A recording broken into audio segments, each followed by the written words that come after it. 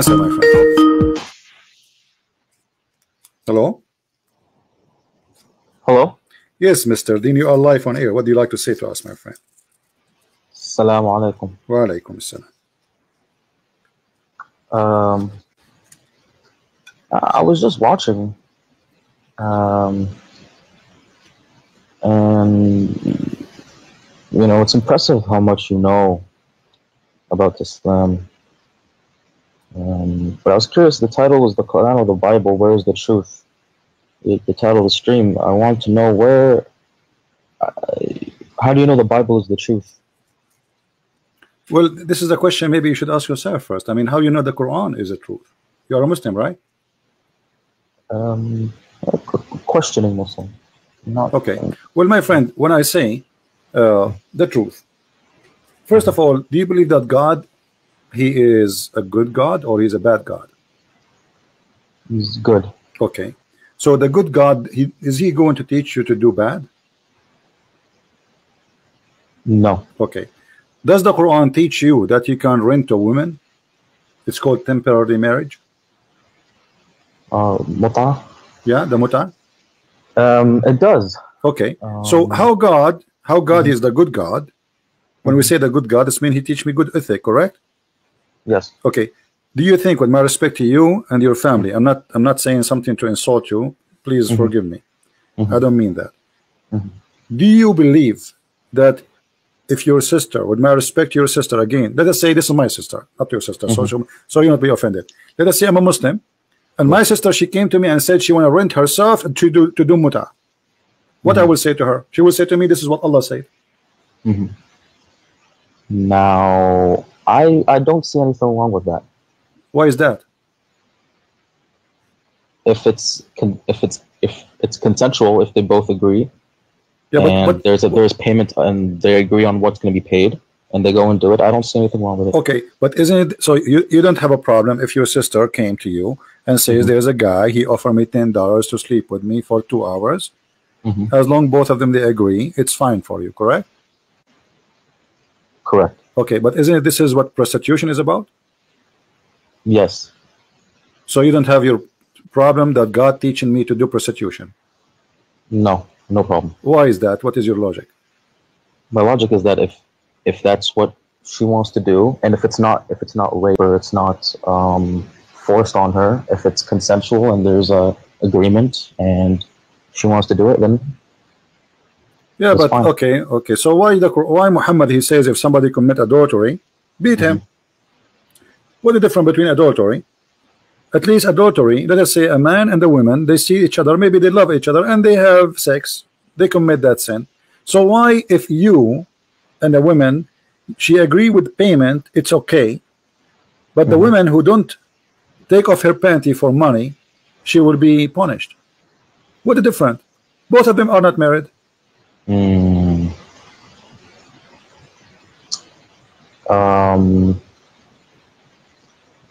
Yeah, that's a good point. Okay. Let me. I'm not going to choose for you bad points about Islam, but obviously this is not unethical, because if we spread prostitution, then even married men, they will practice that. So why we get married? If I'm going to sleep around with women, additional to my wife, any woman she offer himself, I go in the elevator, a woman she says, take me for $5, I do it. Okay. So what kind of society we will have? Right?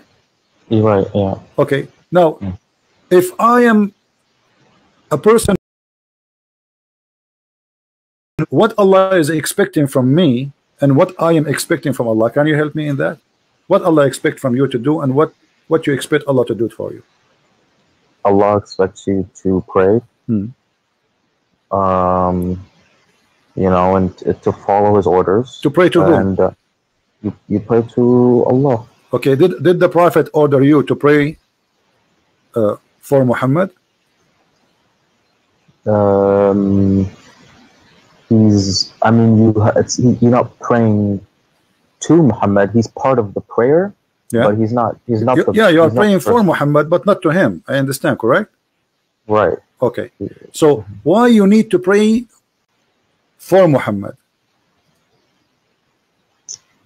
Because he's the one who sent the message. Okay. But isn't it, do Muhammad need your prayer? Isn't, did Allah bless Muhammad already? Is Muhammad No, going so to heaven?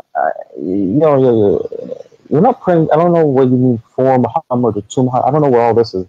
At the end of the day, it's praying to Allah. Okay, you speak Arabic, right? The not classical, the slang Arabic. Okay, I will read and you help me if I am if you don't understand. إن الله وملائكته يصلون على النبي يا أيها الذين آمنوا صلوا عليه وسلموا تسليما. Allah and the angels are praying on Muhammad. Allah, he prayed to Muhammad, but he on Muhammad, actually he prayed on Muhammad. Now, but Allah, he prayed for who or to who? Sallu ala. When you say sallu ala, yeah, it's not really, that's not prayer in the sense of, you know, what is this? Yeah,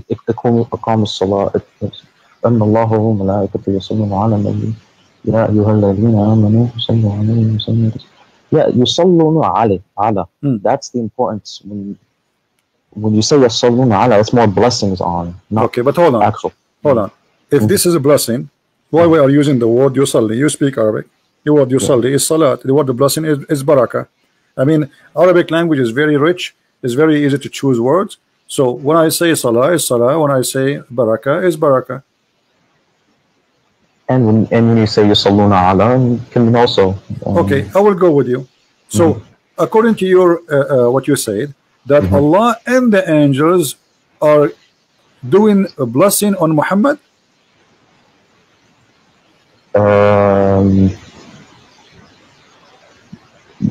Yeah. Okay, I will go with you. So if Allah already blessed Muhammad, what the angels can do more? Where is the blessing coming from? Is the blessing coming from the angels, from me, from you, or from God? The blessings, I mean, at the end of the day, if Allah wants the blessings, it'll happen. That's it. So if Allah blessed Muhammad already, why I need the angels and the believers to bless me? Allah, he blessed me, I'm blessed, that's it. The rest, they are just numbers, they mean nothing.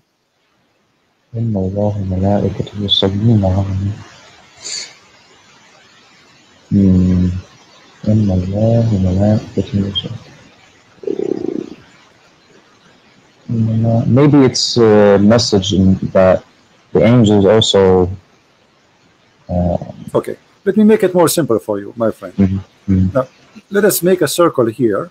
I will make a circle, and this is Muhammad in the middle. All right, we will put Muhammad in the middle, and now we have Allah. This is Muhammad here. Now Allah is sending a blessing. All right. So let us say here we will type the word Allah. We will make it letter A, actually A. This is Allah. All right, and this is the angel. We will make it A2. And this is the Muslims. We will use the letter M. Perfect. So who is left? The whole universe now is busy doing one thing. Muhammad became the center of the universe, and Allah, the God, supposedly, he have nothing to do except sending a blessing and stop, because in Arabic it says yusallun. It is a continuous verb. You agree? Yeah. Okay. Allah praying or blessing, as you say, and then the angels sending blessing to, as you said, and the Muslims sending blessing, as you said. The whole universe is busy just doing one thing, praying to that dot. So what Muhammad did, he reversed the God from him being the prophet for being the God. So now Allah is exist to do one thing. He is praying for Muhammad. Angels are exist for one thing, praying for Muhammad. Human mankind, they are exist for one thing, to pray for Muhammad.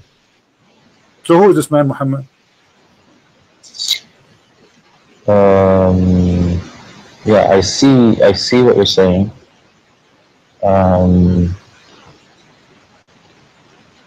Now Yeah, it seems like now what is okay? So obviously I don't. There's some confusion. What do you know what the tafsir says for this, or My friend, doesn't matter. maybe It you can, says, as you said, you know, Allah, He pray on the Prophet, and etc., and He sent his contribution for him, and he glorify him, you know, etc. But this is very silly because it should be the opposite. It should be the Prophet and the angels and the believers praying to Allah, not Allah and the angels and the believers praying to Muhammad. yeah, Okay. yeah, it makes sense.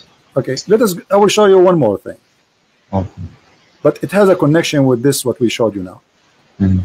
If you have a fight and you have two wives, Mm-hmm.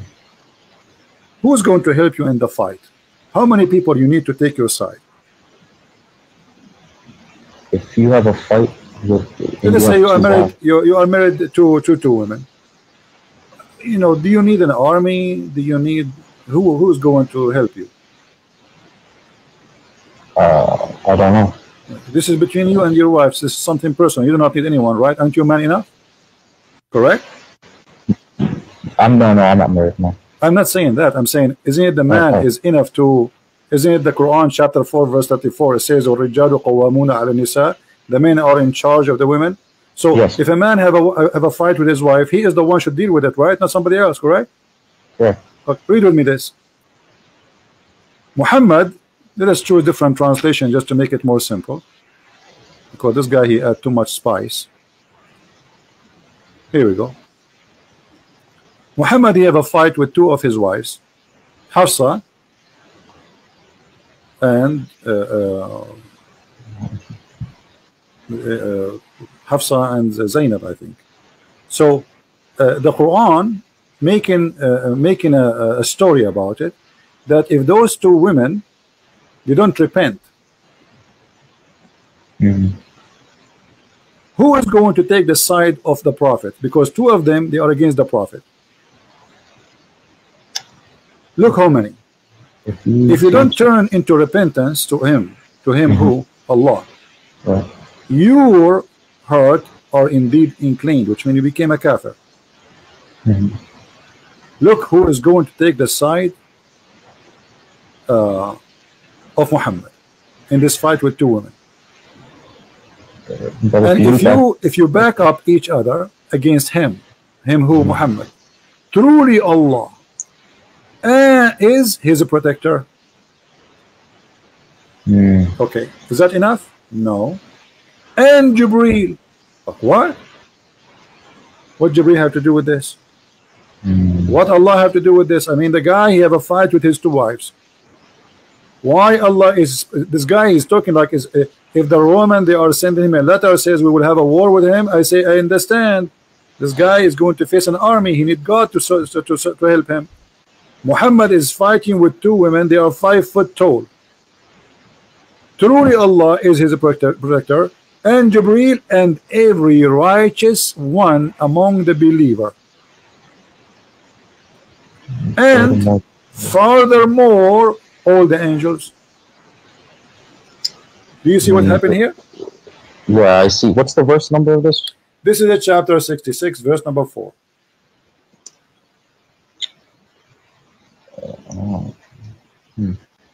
Okay. Yeah, so, I see. Okay. So what happened here, my friend? Listen with me carefully. The same as what happened before.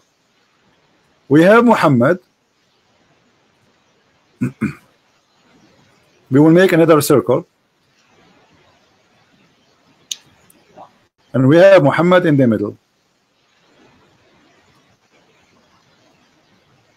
Muhammad now needs protection from two women. So who is involved with this fight? Muhammad, he got the following names. Jibreel.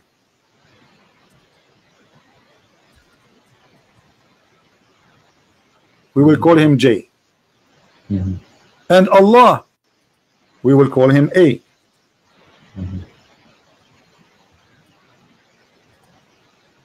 And Muslims, we will call them M.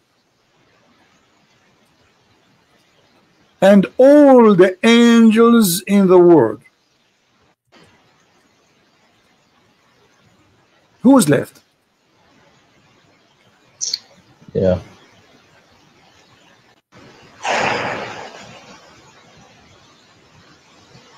What is this? Yeah. This guy, he became the center of the universe. Look like this universe have nothing to do with except Muhammad and his two wives. God, okay. who created the universe, he have nothing to do except supporting Muhammad in his fight with his two women.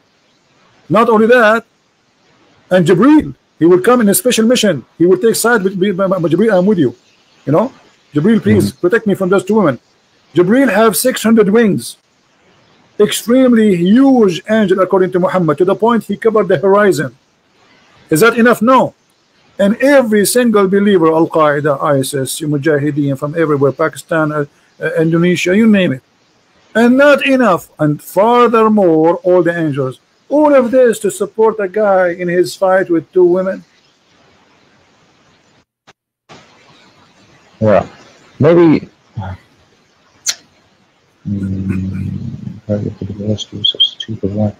maybe he's Allah's trying to, he's sending a message. Our friend, the messages are no problem. He can say to them, obviously, you see, look, Muhammad, what he's doing. Muhammad, he is here taking advantage of God. Anytime he needs something, he used God's name to control them. He could not control them no more, so he told them Allah is against you. But look what he did by making it the way he did it. He make it too much exaggeration. It's obvious it is a lie. Because he can say, Allah said you have to repent, and that's it. Right? We do not need the rest. And if you go against him, Allah is his supporter, Jibreel is his supporter, the believer is his supporters, and the angels are going to be in his back. What is this about? Are we going to is that the end of the time? Is that a judgment day where two armies are huge, are going to destroy? It's two women. Yeah. So what's your point? I don't. So my you're friend, saying my point is that Muhammad, he is the center of Islam, and the rest is just character, like in the stage. You know, you put decoration. Well, he's obviously very important. No, not obviously he's important. He is God. He is the God. Everything serve him. God, he serve him. Allah, he serve him. Jibreel serve him. The believer serve him. Everything exists is for him.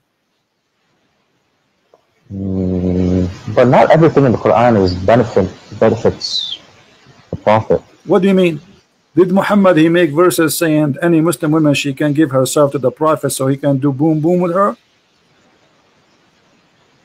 I don't. That's in the Quran or the Hadith? Yeah, this is in the Quran. Chapter 33, verse number 50. Any woman, she offer herself to the Prophet, and this is only a privilege to thee. Why Allah will make a special privilege for boom boom privilege? Muhammad already have 13 wives, thousands of sex slaves. Why he need to say that Allah said to me, it is lawful for you the following women? Look how many counting he is. I mean, this, you get dizzy. Oh Prophet, we made lawful for you the wives. Well, thank you for telling me. I'm sleeping with them since the last century. I mean, this is silly actually to say to me that. Imagine I'm sleeping with those women since the last century, and now you say to me, I made it lawful for you your wives, or they are already his wives. What are you talking about? Don't you think it's too late? And whom has paid their door, and whom your right hand possess, which means the slaves you own. Anyone you slave you own, you can jump on her. And the prisoner of war, and whom Allah assigned to thee. It's Allah assigned to you. This is a sign of Allah to take off their panty. And the daughter of your uncle, and the daughter of the partner uncle, and the daughter of your auntie, and the daughter of blah, blah, blah, blah, and the daughter of the daughter, and any believing woman, she offer herself to the Prophet. And look what they say in Arabic, in English here. And any believing woman who dictate her soul. Her soul? I thought people dictate their soul to God. Wait, where does it say? Which one for you? Where's the story? What? It says there in English. Oh, okay. Okay, now. Dedicates her soul to the Prophet. The Prophet wishes to God who is done for reading, not for the believers. It's a privilege only. This is all is a privilege only to Muhammad. So do you see how he used God so he can make his own privilege, and most of them they are about sex and money?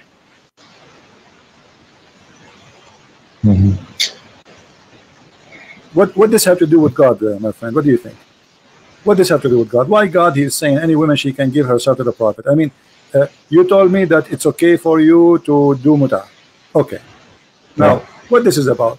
A woman, she is giving herself as a gift to a man to sleep with him, and this is not for everybody. That's just Muhammad. Why Allah is so much concerned about the happiness of the private part of Muhammad? Well, he's the messenger. So if I'm a messenger, that involve my private part?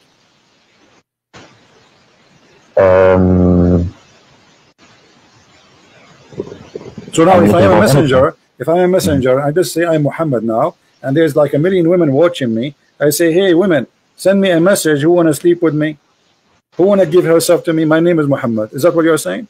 So because I'm a messenger, I can sleep with all those women. What does that mean? What does this have to do with God? Is Muhammad is a servant of God, or is he a servant? He's a private part. Servant of God. Okay, so what does this have to do with him? Why Allah? Do you know what we say when you say Allah is God? What does that mean? Imagine all those galaxies. You know how huge, massive the universe is. So imagine we are not even a dust, and the God who created all of this, he is writing a verse about women taking off her panty to Muhammad. Don't you find that this is something very fishy? I do, yeah, but in the same way, I find it like if you talk about the Bible and you start talking about how God cares that we, mix fabrics, or we care like these little things. It's the same thing with all any of the books you're talking about. The Bible has some stuff like that. No. The Bible does not have a stuff like that. Let me explain to you what you're talking about. Don't eat whatever. Don't eat. This is the law of surviving. This is not the law which is God gave to Moses. God gave Moses the 10 Commandments, and then Moses, he is the leader of his nation. So in order to survive, he gave them orders to follow. He's a king and he is a prophet in the same time. So don't get close to the camp if you want to do poo-poo. But this has nothing to do with God. This is about hygiene and how to preserve yourself. Because you do. I think I lost him.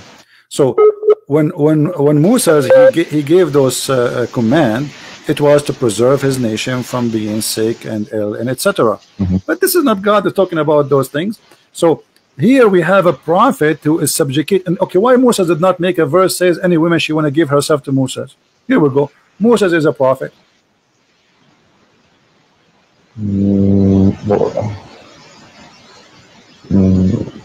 Why Isa did not do the same? Why Abraham did not make the same? Why any of them did not make the same as Muhammad? Why Muhammad is unique when it's come to sex and money? Maybe they did. We just don't have their words. No, show me where. Neither in the Bible, neither in the Quran it says that.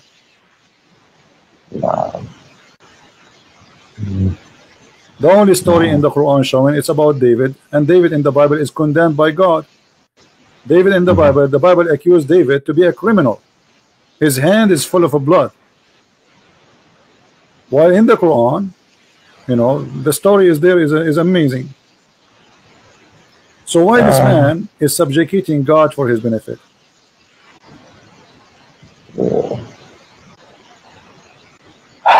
Yeah, see, I see what you're saying. But there's, it's maybe, it's in there for a reason. It's and it obviously a lot of people believe. So that's. Right. I just have to read. I have to read into it more. I gotta look at that, see what I gotta. In chapter 36, verse number 21, it says, "Obey those who ask no reward for themselves." Do you see it?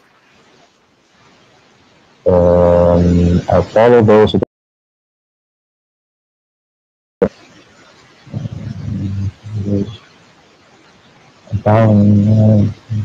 Yeah, I see it. Yeah. Okay, so we should not follow Muhammad then. Tons of verses in the Quran about money. Muhammad, he take the best of the booty. Safiyul Maghnam. Muhammad, he take the fifth of the booty. The best of the women. Muhammad, he made himself above all mankind, any woman she can offer herself. Muhammad, he can marry a woman without even paying her, which means without even marriage. He just take her to bed. So the Quran itself contradicting the Quran. The Quran says, and by the way, those verses is about the disciple of Jesus. This is a chapter 36, verse number 21. 3 messengers were sent by Isa, supposedly the Messiah, and one of them is Paul, and the second is John, and the third is Peter. So those three, they said to those who they are speaking to them, obey those who ask no reward of you for themselves. So this is the guideline. If somebody is decent, he will not ask for a reward for his own benefit. Do you agree with this logic? This is a good ethic, right? Yeah. Okay, so why Muhammad is not following this ethic? Word. So what you mean? He never. What would he ask for money? My friend, the Quran says that the fifth of the booty is for Muhammad. Al khumsu lillahi wa rasulih. You never heard of that before? Oh no, yeah, I have. Okay, you haven't, or you have?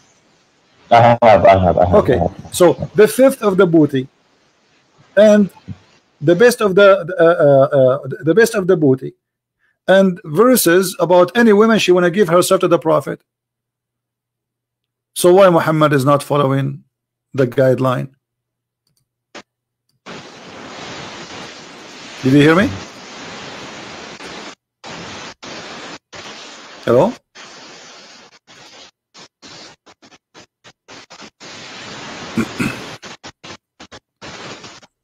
Hello?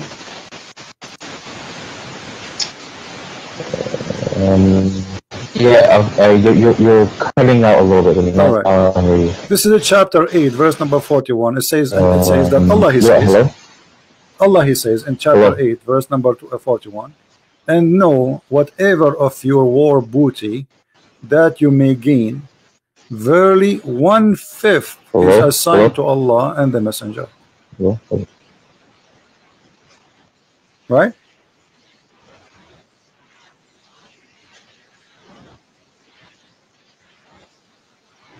And this is a theft anyway. Yeah. So how we can make two verses work? One saying that follow, yeah, he have a bad connection. You can't tell. Maybe he's in the Middle East or something like that. So obey those who ask no reward for you. Right? And this is what even Paul, he was saying. Like, they accuse him of lying. He says, if my lies is to glorify God, what lie I am doing? Right? I'm not asking for any reward for myself. This is from the Bible, actually. Muhammad is copying it. If we go to the interpretation, we will find that this is about Paul and Peter and John. So ask not or follow not those who ask you for reward. But Muhammad did not follow this verse. Muhammad did the opposite. No, he's an Arab. He's not an Indian. How is an Arab Indian? You're funny.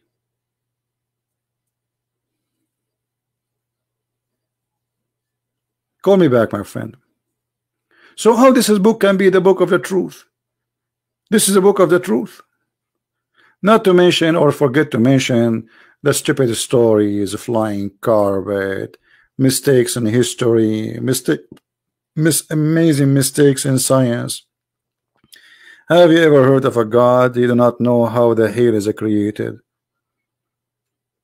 How the rain is created? Have you ever heard of a God you don't remember which one he created first? The stars or the trees? One verse says the trees first and the stars next, and the other verse says the stars first and the trees next.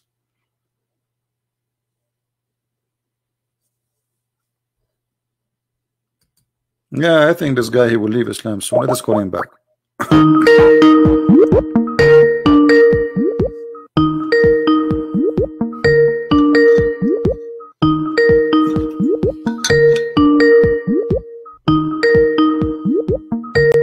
Hello?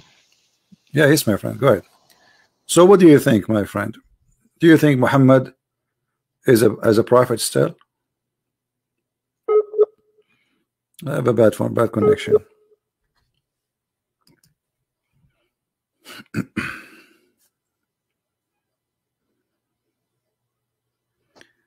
David, one more time you say that, I will go to block you.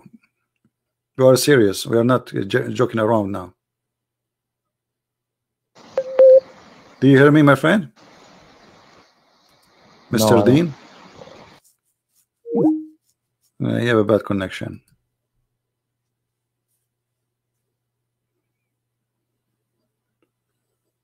It's okay. Obviously, he is listening and he is learning. They will leave Islam very soon, as the rest of them.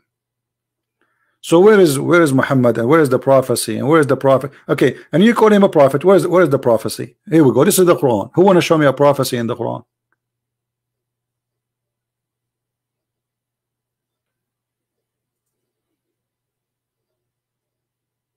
Who is a Muslim want to show me a prophecy in this book? Who is a brave Muslim? He is willing to call me and say, hey, I'm going to show you a prophecy.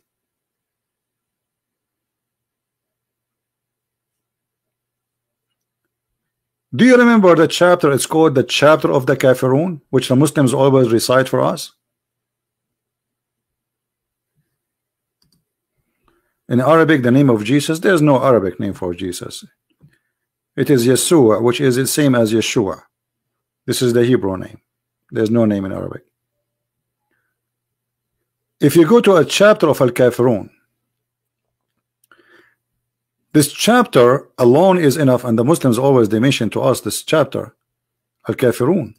They are so excited to say it to us. Look what is this. Oh, you kuffar, I worship not that you worship, but those people, they worship Allah already. Those pagans, they worship Allah. So what do you mean you don't worship what I worship? Number one, stupid mistake. Nor I worship, you worship what I worship, but they worship Allah and he worship Allah. And I will not worship that which you worship. And look here what he said, nor you will worship that which I worship. And you know, anyone knows why this is a disaster? This verse alone? Who knows why this is a disaster? Who remember why? Let us see how many of you is doing his homework. Why this verse is a disaster? Big disaster.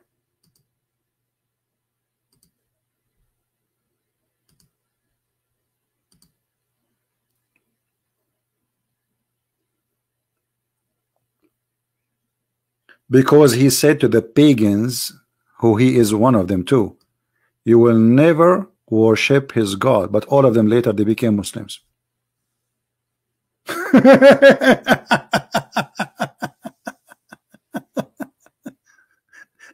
You see how you say to them, and you will never worship what I worship. If Muhammad is a prophet, he should say, and you in the future you will see, you will worship what I worship. That will make it a prophecy. But Muhammad, he said, and you will worship وَلَا أَنْتُمْ عَابِدُونَ مَا أَعْبُدُ.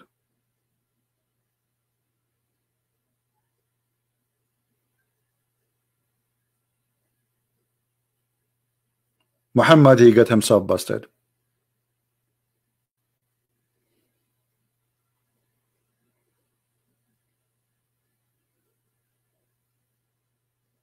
What do you mean repeat again? Muhammad saying that the Arab who they are not rejecting Islam, they will not worship what he worship. But later those who he said that to them, all of them they became Muslims.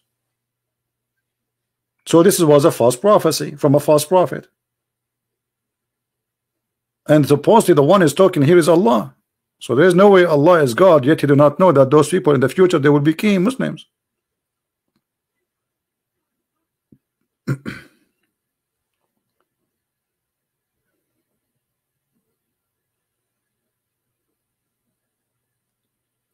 Any Muslim?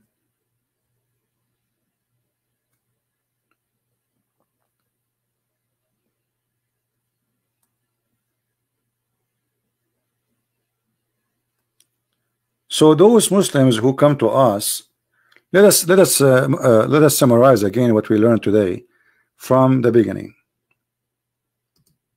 What we learned today, we learned that when a Muslim he come to you and he come and he say the Bible is corrupted,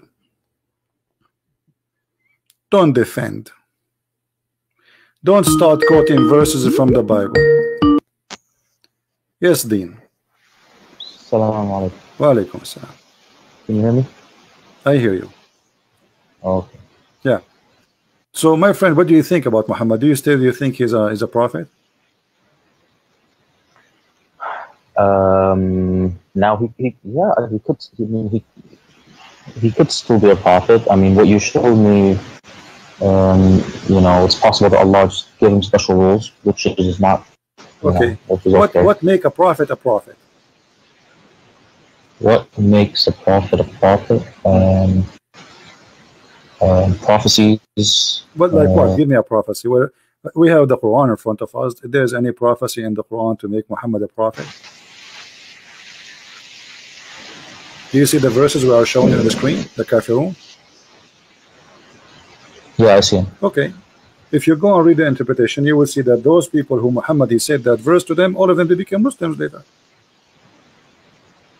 So this is a false prophecy.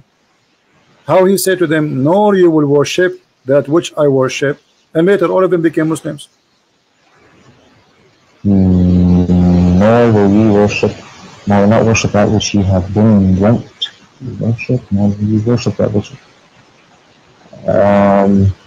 So he's saying you won't worship which I worship, and then maybe they become fake Muslims so they don't get killed. If I say to you, you will never become a Christian, and then after 2 months, and I claim to be a prophet, and then after 2 months you became a Christian, that's mean I'm a false prophet.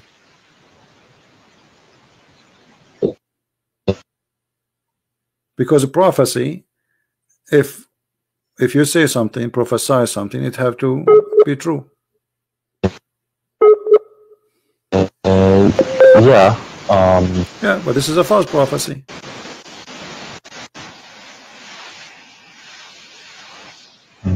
Well, who is he talking to here? No, will you worship that which I worship. People of Quraysh, is it right? Arab, but all of them they became Muslims in his time, not after. In his time, during his lifetime.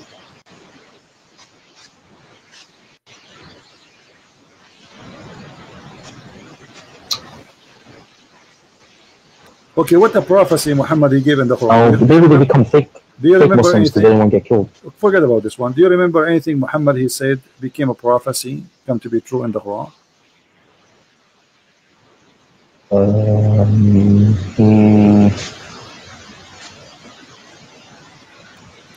I will give you one.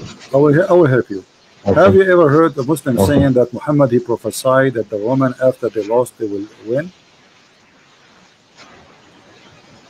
He said, yeah, he said that the Romans were defeated, or the world were defeated. Okay, this is chapter 30. The Romans have been defeated in the close by land, and after a few years they will defeat. They will be victorious. In Arabic it says بضع سنين. في بضع سنين. The word bada is between 3 to 10. Based on the history, that will be wrong, because it took many years after that, more than 16 to 17 years for the Roman to accomplish. However, the hadith says, and this is what the Muslim they say to us, remember it's not me.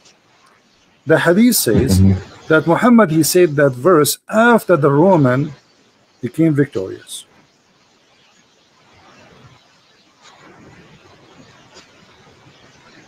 Oh.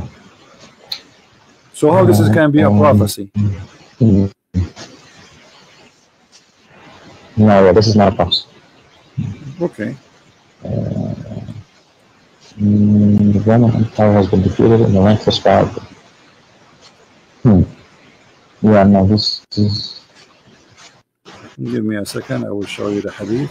The last because Muslims they keep talking about this verse, they say, brother, this is amazing how the prophet he knew that.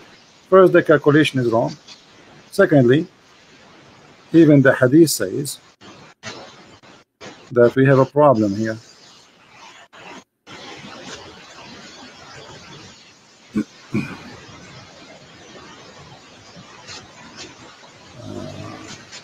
Second.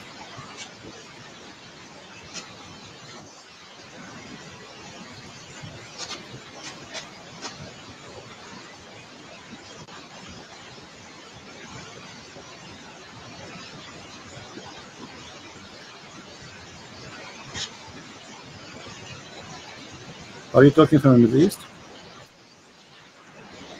No, I'm in the US. Why you have a very bad connection? I don't know. All right.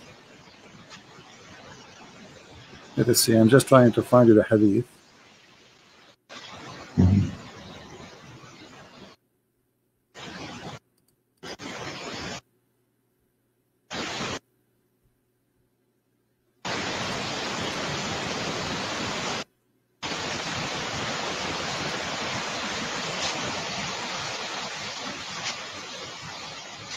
For some reason is not opening with me, but I will get it.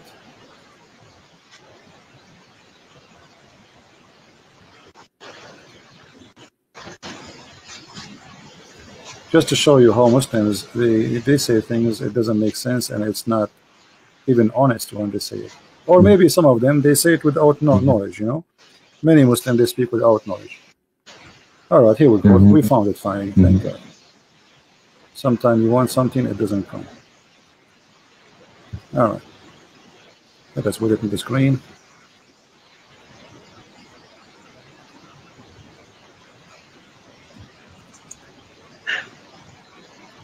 All right. Do you see the screen? I see your books right now. All right. What about now?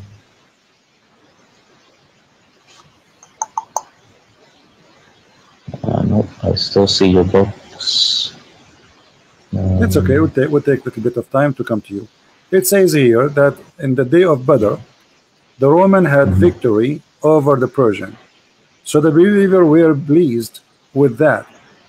Then the following verse was revealed.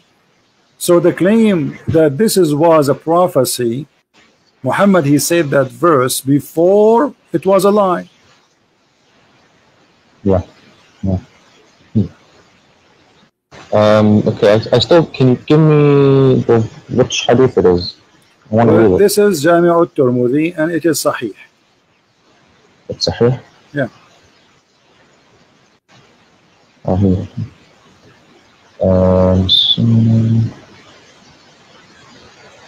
So the believers were pleased with them, the followers were ruled, Alif Lam Mim, the women have been defeated. On the day of Badr, women have victory. Yeah, okay. Listen.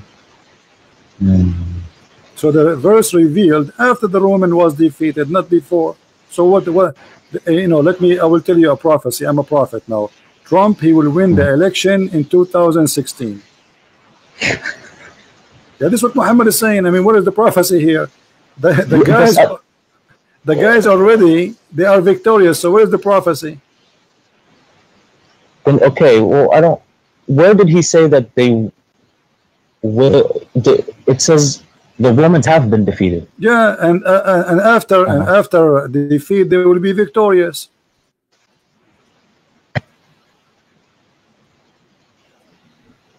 Oh, okay. He said that we were happy with the victory. Okay.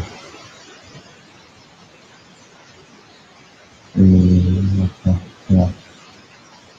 But I don't really. This one I don't hear is like the big. Forget about this. Did you hear about the Muslim? They say that there is science in the Quran. Oh yeah. Okay, what can you give me? Do you remember anything? There's the Big Bang and biology. Choose one. Which one? Give me one, and we will talk about it.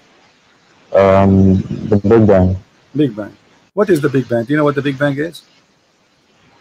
Yeah, all the matter in the world was in one one ball, and then 13 billion years ago it expanded. Okay. There's explosion, correct? It was an explosion, yeah. Yeah. But you see, the Muslims, they quote for us this verse in the Quran saying this is about the Big Bang. Don't the unbelievers see that the heaven and the earth were joined together? Okay, does it say here, don't they see?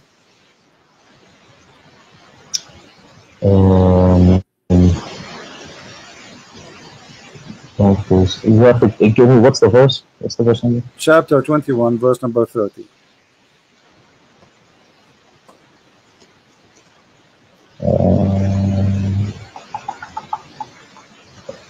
Okay, yeah, I see. Okay. Don't the unbelievers see? Okay, so he's talking about something they can see, correct? Yeah. Okay. Did any of us see the Big Bang?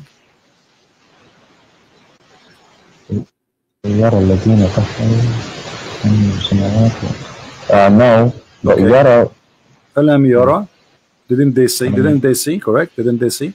أولم يرى الذين كفروا أن السماوات والأرض كانتا رتقا فتقناهما. So didn't you see? So Allah is speaking about something He can see, not something happened in the past. You know, I mean, something we can witness for it now. I mean, at least we can see how it is now. So what the Quran is speaking about, that the earth and the heaven, they used to be together, and Allah, He lift up the sky. I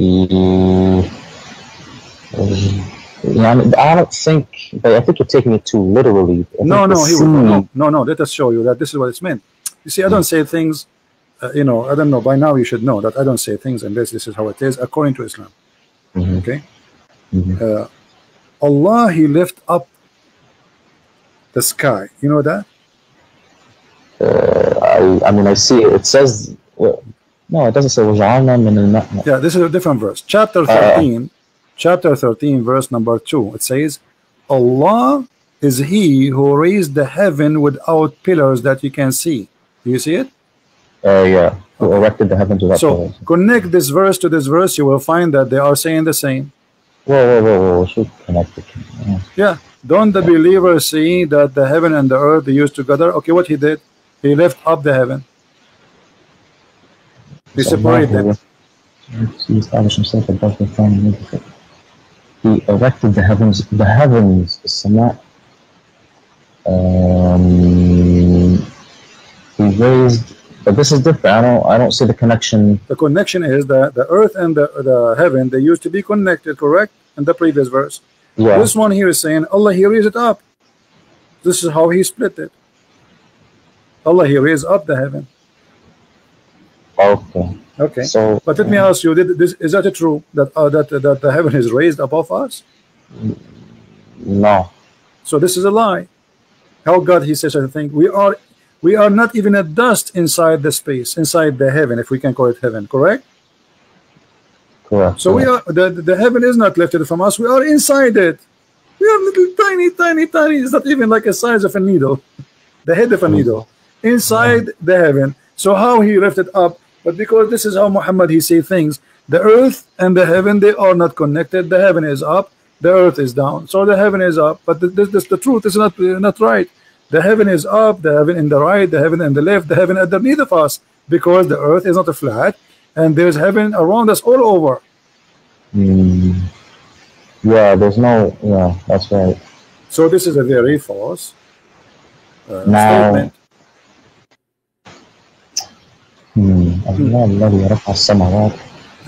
Yeah, so that's it's.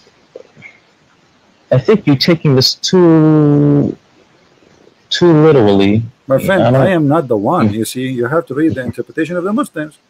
Okay, look at this. Allah, He is the one الذي مد الأرض. مد. What the word مد mean? يعني مد, he spread it, he expanded it. But this is mean it's flat, correct? In Arabic we say the madda is the carpet. Yeah. Okay. So He made the earth a carpet, and then He placed in the top of the earth mountains. Does it say that?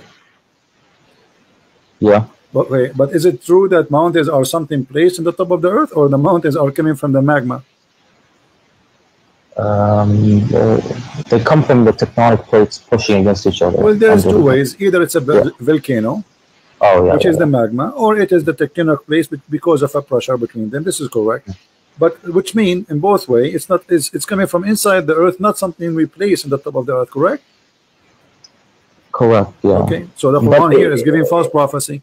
Muhammad prophesying how God He made the earth. He placed mountains firm in the top of the earth. I don't. But he's not saying. That's because it looks that way. I don't. It's not literally. No, my friend. This is literally. It's about how God He's speaking about mountains, how He created them. This is not. It's not up to you. And you can read the Muslim interpretation. This is not my interpretation. You can read Ibn Kathir. You can read Al-Qurtubi. Okay. You see, I will take advantage of one thing. That's because you know Arabic. You know the hail, right? Al-Barad. Hail, yes, yeah. Okay. How the hail is created? It's cold air. I don't know exactly. So you don't believe that hail is something God He break from mountains in heaven? Break from mountains in heaven? I mean, no. Okay. So read with me, because you keep saying to me you are taking it literally. Read with me. Give me that. Here we go. ألم ترى أن الله يزجي سحابا ثم يؤلف بينه ثم يجعله ركاما فراق ودقا يخرج من بينها. Then he says وينزل من السماء من جبال فيها من برد فيصيب به من يشاء. Allah is talking how He make the rain, and now He's talking how He make the ice. Okay, where the ice is coming from? You speak Arabic? Yeah. Okay. He sent the hail from mountains, and it, because he keeps saying to me you are taking it literally. Okay, let me show you what the Islamic scholar says. Whatever the Muslim scholar they say, I will take it, no problem. Here we go. Just to show you this is what it's meant. That's not me saying this and saying that. So if we go to the Quran interpretation, which is made by the Muslims, not by me, we will find the following. Let us see what it says.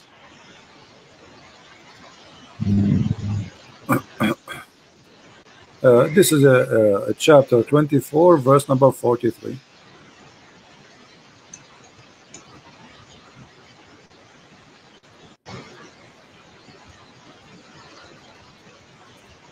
And we will show it interpretation according to Islamic understanding, not ours. We don't do what the Muslims do. Muslims, they try to explain the Bible to us the way they like. We don't do that. We show them what they themselves they see about those verses. Yeah. Okay, let us see. Verse number 43, and here. All right. You heard of Al-Jalalain, correct? Yeah. All right. Here we go. This is Al-Jalalain, and this is the official government website of the Kingdom of Jordan. Let us see what it says. And He sent down from the heaven out of the mountains min jibal, mean extra, that there is in the heaven. Does it say that? Yeah, it says that. Okay. Yeah. So Allah is sending hail from mountains in heaven. How God He do not know even how hail is made? Yeah. So we can change the interpretation. Maybe this guy is wrong. I mean, people make mistakes. Maybe this guy he have a wrong understanding. Here we go. This is Ibn Abbas, the cousin of your prophet. All right.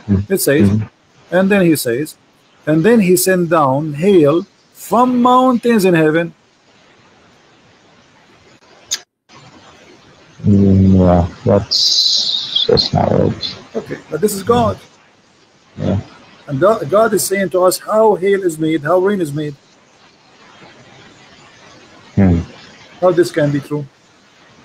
If this is God talking and this is wrong, that means Allah cannot be God. Yeah. Give me another miracle, scientific miracle. Forget about all of this. Until now, we prove nothing to you. No problem. Yeah, it's okay. It's okay. I have patience. Tell me, give me another one. I'm here. Will you enter the mall? Go ahead. I'm here in your service, my friend Deen. Thank you. You're welcome. I mean, I hear there's the unique fingerprints. Fingerprints, no problem. But I want to show you today how, my Yeah. friend, with my respect to you, you are a Muslim, and I'm not trying to insult you. I don't mean you when I say Muslims, they lie. But they lie. Your brothers in real religion, they lie. You speak Arabic, so how this is can be, I mean, how they can fool you, my friend. Here we go. Yeah. This is about the word binan. Mm-hmm. Okay, let us see what the verse says.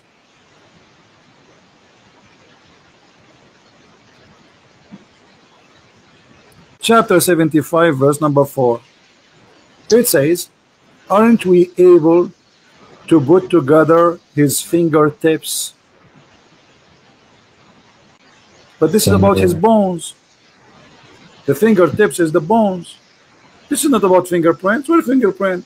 Allah is saying, here we go.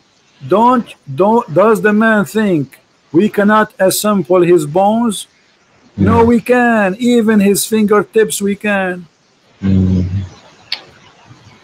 Yeah, that's right. It doesn't say fingerprints. So they lie. You see, it's about bones. They make it about the skin.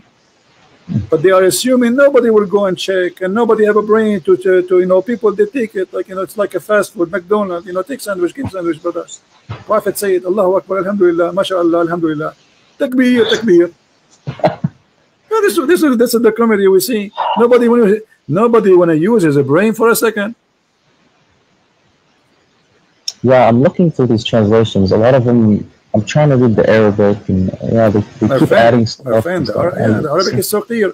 أيحسب الإنسان أن لن نجمع عظامه بلى قادرين على أن نسوي بنانه. So he's talking about, do you think the human can, he think we cannot put his bones together? No, we can, even his bones, because the fingers, they are very small. Like, you know, maybe you can put the big bones together, but those are very small, the hands, you know. So this is what it says. And look how they fabricate just to make it look like as a science. So the verse is speaking about, and not only that, we can go to the interpretation. Let us go to the interpretation, because maybe Christian Prince, he get it wrong. Maybe you get it wrong too. You know, let us see if there's a fingerprint here. Chapter 75, verse number 4. I mean, those who make those claims, they are official liars. They are liars with certificate of PhD. They have no shame. Here we go. This is Tafsir Ibn Abbas. Is it about bones? Yeah, it seems like it. So why they lying? I don't know. See, I hear this stuff from just my parents and. Okay, my friend Dean, forget about this one, man. Maybe we can find something else. Give me one other one. Give me, hit me. I will stay with you until the coming year, and I guarantee you, every one you give me is going to be busted, and everybody, and including you, you will laugh with me at it. I'm laughing with you now, yeah. I don't know. There's so much. The embryology. That's wonderful. The embryo. What is that? Which verse do you know? There's many verses. Let me help you. Maybe you are talking about this one where it says alaqa, the one about the alaqa. Is that the one? Yeah, it's yeah. Okay, but this is a hilarious verse. Thank you for mentioning. Now, me and you now we will have heart attack from laughing. Read with me carefully. Yeah, read with me carefully. This is the Quran, and this is what the Muslim translation is, not my translation. It says, then we made the nutfa. What is a nutfa, Deen? The nutfa is the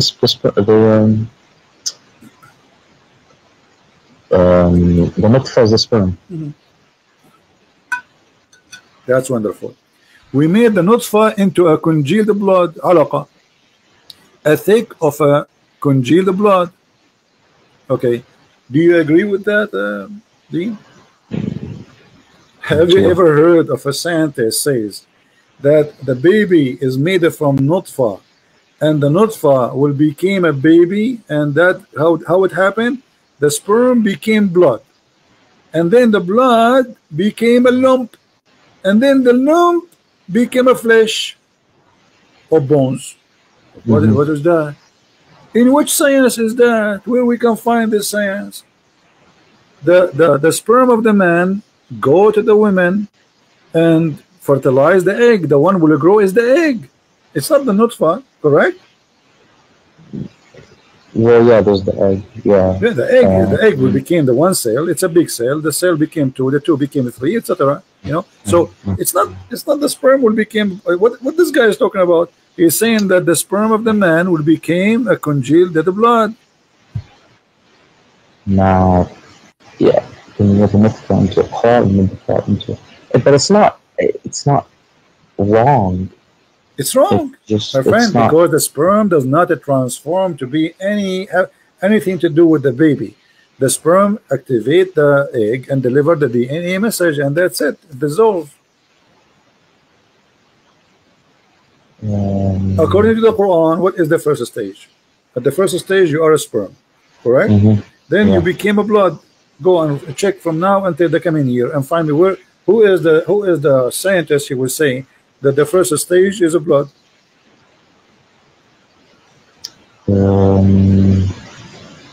I mean, there is blood. My friend, yeah, for sure we have it, but not the sperm will become a blood. I mean, the blood, you will have a blood after you have a system. You should have nerves first. Oh, yeah. You know, so you have to have. I mean, you have to have veins. So, like when we have a blood, we have a supply. The blood is a supply, correct? And that is something will provide us with food and oxygen, correct? Correct. Yeah. Okay, but here in this stage, there's no need for food. I mean, the food is provided in different way from the womb of the woman. The egg is connected, even after you are born, still you are connected to the mother, right? Right. So here he's saying that the sperm became a congealed blood. Let me show you another verse. Okay. Do women have a sperm? Do women have no? Okay. Chapter 86, verse number 6 and 7 says that there's a gushing fluid, sexual fluid, coming from the backbone of the man and the ribs of the women. Where do you think the sperm of the man is coming from? Sperm from the man? It's coming from the testicles. Well, you are very close, but let us go here. According to the Quran, no. The sperm of the man is coming from the backbone, and women have a sperm, and it's coming from her ribs. Yeah, I mean, no. I don't see women here. Where do you see men, women? No, the word tara'ib in Arabic is the location of the necklace of the women. It is a word that has to do with the ribs of the women, and specifically the location of the women necklace. This is what tara'ib means. موقع القلادة. ترائب الصدر هي العظام الرقبة التي تقع فيها القلادة. موقع القلادة من الرقبة للمرأة. So it comes from between the backbone of the man and the ribs of the woman. How is that? What kind of God do you think that the sperm is coming from a backbone, which is the last bone in your spine, and women have a sperm coming from her ribs? You know, let us go and see the interpretation. Maybe I'm wrong. Yeah, I have to. Yeah. No problem. Here we go. This is chapter 86, verse number 7. Let us go to Ibn Kathir. You heard about Ibn Kathir, right? Yeah, he's the big one. Yeah, he used to be in my school. Oh. Here we go. This is Ibn Kathir. Let us see what Ibn Kathir he said. Now the Muslim, they will say to me, what the Muslim they will say not now, they will say Ibn Kathir is an idiot.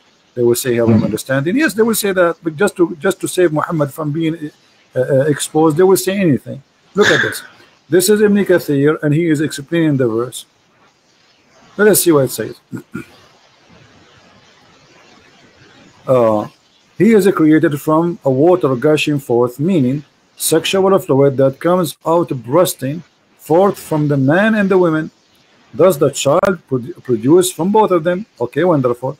Now he continues saying, proceeding from between the backbone and the ribs, meaning the backbone of the man and the ribs of the women. referring to hairy chest. And here the translation is not accurate. It's not hairy chest, it is the location of the necklace. What do you think? Do you agree that women, she have a sexual fluid which make the baby, and it's coming from her location of the necklace of the chest?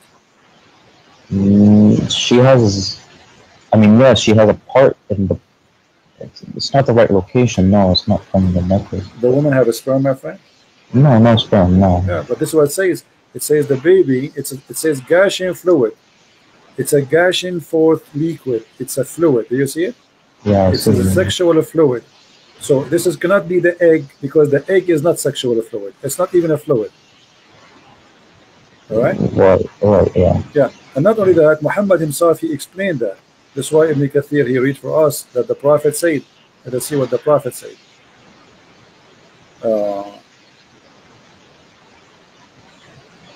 There's a hadith where Muhammad said,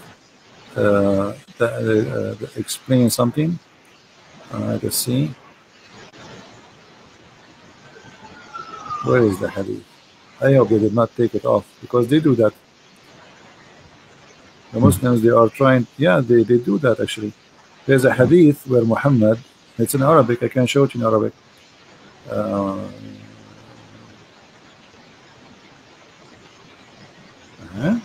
What happened to the hadith? Okay. Here we go. Actually, this is the hadith. This is the hadith from Muhammad. Proceeding from between the backbone and the ribs, the backbone of the man and the ribs of the women. And here he takes the explanation from Muhammad. The fluid is yellow and fine in texture. The child will not be born except from both of them, i.e. their sexual fluid. So what Islam teach, that the woman, she have a sexual fluid in her private part. That is a sexual fluid, which is the sperm of the woman, which is coming from the location of the necklace in her ribs. Do you agree with that? No. Okay.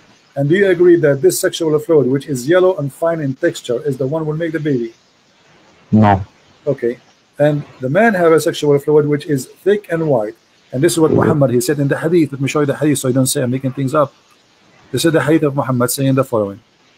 Where is the hadith coming from? As usual, from the box of the hadith.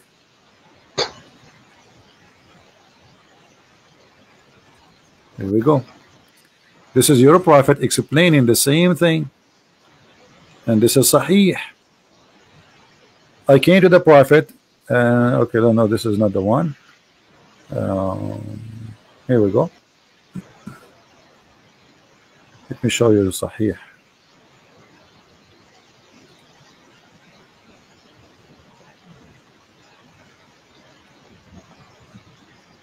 Here, the hadith saying, Anas ibn Malik reported from Salim, narrated, blah blah blah blah blah blah blah blah blah. Okay, anyway, then it says, in case that the woman sees that she must take a bath, she sees what? She sees a dream. She have this charge. When a man sees sexual dream, and the woman sees sexual dream, he says, upon this, she asked him, a woman, she said to him, what I will do if I see, you know, I have orgasm. He said, upon this, he says, the wife of the prophet, he says, does really this happen? Because the wife of the prophet, she never had orgasm. So she looked like Muhammad is not doing a good job in the bedroom. Otherwise, Muhammad, he says, yes, it does happen. Otherwise, how can a child resemble her? Man discharge, i.e. sperm, is a thick and white, and the discharge of the women is thin and yellow. Do you see it? So the one resembled comes from the one who you know, his orgasm come first. In different hadith, the translation is more accurate. It says the one who comes first, he controlled resemble the look of the baby. Here we go. This is the hadith, and this is Sahih. Read it. Yeah. The messenger of Allah said, the man water is thick and white, and the women water is thin and yellow. Which of them comes first? The child will resemble the parent. Yeah, that. I don't think that's not right. Is the The hadith is sahih? Yeah, sahih. This is very sahih. But I mean, yeah, I don't. Well, my friend, Dr. Muhammad, he knew best. Come on, we have to admit, me and you. Dr. Muhammad, he now. This is why if I get married, because by the way, I look very ugly. So if I get married now, I know because I don't want my son to look like me, and he will shoot me. Actually, he will shoot me immediately after the second he is born. So he look at me like he might go back where he came from after he see me. So what? By the wisdom of the Prophet, Alhamdulillah, now I will never have orgasm first, because I want my son to look like his mother. You know, actually, he will not like his mother because he can't be a son. Because Muhammad here, he mean too, not only resemble as a look, resemble as a gender. I can show you the other hadith. It says, so if the one who comes first, if the man come first, the baby will be a boy. If the women come first, the baby will be a girl. So according to the majesty, Dr. Muhammad, who is getting his knowledge from Allah, the women orgasm will decide, or the man orgasm will decide what the gender of the baby and how it will look like. But all of us, we knew that this is stupid. And look, Muhammad, he made it clear. He said the water of the man is thin, the water of the man white and thick, correct? Yeah. He called them both water. And then the water of the women is a thin and yellow. And which one of them come first, that water will decide how the baby look like and his gender. But all of us, we knew that the sexual fluid the woman she have in her private part, if she is having sex, this has nothing to do with the baby. Yeah, nothing. And I remember another hadith that says Allah actually chooses the gender and then whether they're disbeliever or believer in the womb. Exactly. So I have to look. Here Muhammad, he is getting himself busted. So you are helping me. I'm going to hire you as an assistant now. So because in that hadith it says that Allah, he sent an angel, right? And then he write the destiny. But look, Muhammad in that hadith, you see, there's something I like about your prophet. He cannot keep his mouth shut. So look what he said. Do you know how long the sperm of the human being can live? A couple of days, maybe? 5 days. Look what Muhammad said, my friend. I mean, your prophet is amazing. Look at this. Your prophet, he said. He said, not me. Remember, don't curse me. When the drop of semen remain in the womb for 40 or 50 days. Look, your prophet is very honest. Like he is not sure, like 40, 50. I don't remember what Allah told me, 50 or 40, 40 or 50. 40 or 50. I mean, what kind of a prophet this prophet is? Where he got the number 40 and 50 from? And then, so you stay. And by the way, it doesn't say. Yeah, it says actually 40 or 50. And 40 or 50, you as a sperm. And then the angel come and he says, Lord, good or evil? The guy is a sperm. Now you are thinking of, so you are a sperm, and now Allah is deciding what you will be. All right. In different hadith, actually, Muhammad, he said the following, which is getting more funnier. Because you are 40 days you see here as a drop of semen, and then you became a clot of blood. Yeah. And then at the end, Allah will decide male or female. Do you see it? Last thing. You see it? I see. Male or female. So the last thing is the gender. According to science, actually, gender is decided right away by the sperm. The sperm, when it go inside inside the egg, fertilize, and that sperm decide the gender is not what he's saying. According to Muhammad, the last thing is the gender. Here you will see the same. You know.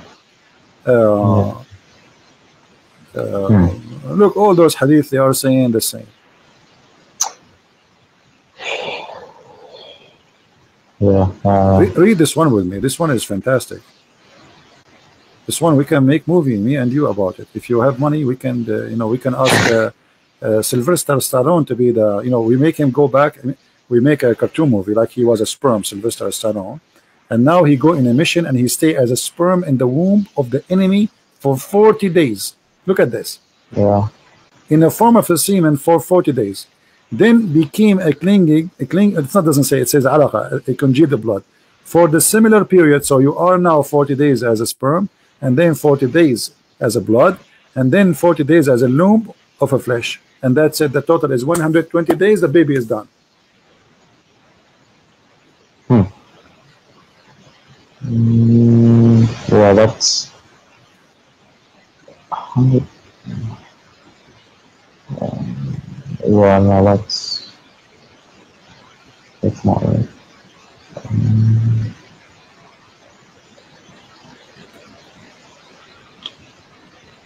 And this is reported by who?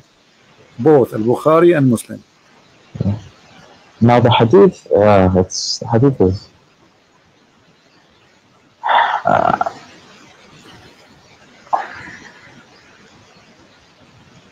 yeah, I don't like the hadith too much. You know, when the Quran, you see, I showed you the hadith to confirm what it says in the Quran, remember, right? Yeah, I know. Yeah. So because I want you to say, because you said to me you are taking it literally, etc. So I'm showing you, this is what the Muslims understand it, and this is what Muhammad himself, he said. Yeah, forget about this. Give me another miracle. Forget about this. For that, nothing is working. Nothing is working. What I can do. Maybe you never know. Maybe this one coming one is going to work. Give me another one. Just last one.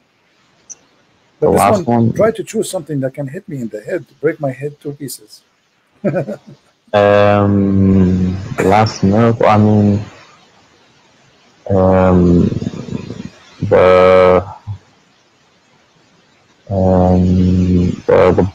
the sky being, the atmosphere protecting us. That's wonderful, my friend. The Quran says the atmosphere protecting us. From what I remember my parents telling me that. Yeah. My friend, you speak Arabic there. You should do better. The Quran says the opposite.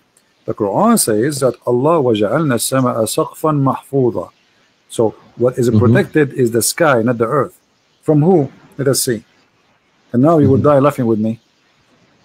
Don't die on me. Chapter 67, verse number 5. And indeed we have adorned the nearest heaven with lamps, and we have made such a lamp as missiles to drive away shaitan. You see it? So we guarded the sky. He guarded from what? From shaitan. So it's the opposite. It's not, because the atmosphere is something in the space trying to get in the earth, correct? Yeah. Okay, here is the opposite.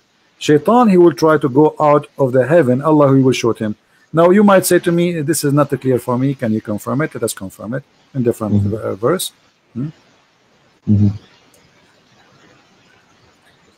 This is all his fairy tales, where Muhammad, he claimed that Shaitan, he tried to steal information from Allah. I don't know if you know, you know about WikiLeaks? WikiLeaks, yeah. Yeah, this is Allah. Shaitan, here we go. Look.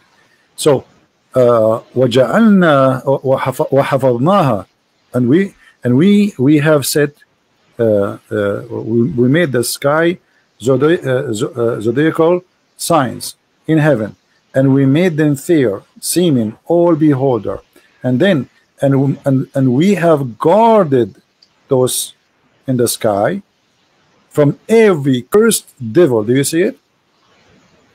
We have guarded them from every cursed devil. Yeah. Okay. But so if any try to gain hearing by steal from Allah, like he wanna spy, is pursued by a flaming fire. This is the atmosphere they are talking about. You see how they lie to you? That any that gains a hearing by stealth is pursued by a flame. Yeah. This translation is really weird. Let us change the translation. Maybe you can get something more simple, because this guy, I don't know, sounds like he's taking too much beer. So look, we changed the translation here, it became different. And verily in the heaven we have set mention of stars, and we have beautified it for beholder, and we have guarded it from every outcast devil. We have guarded what?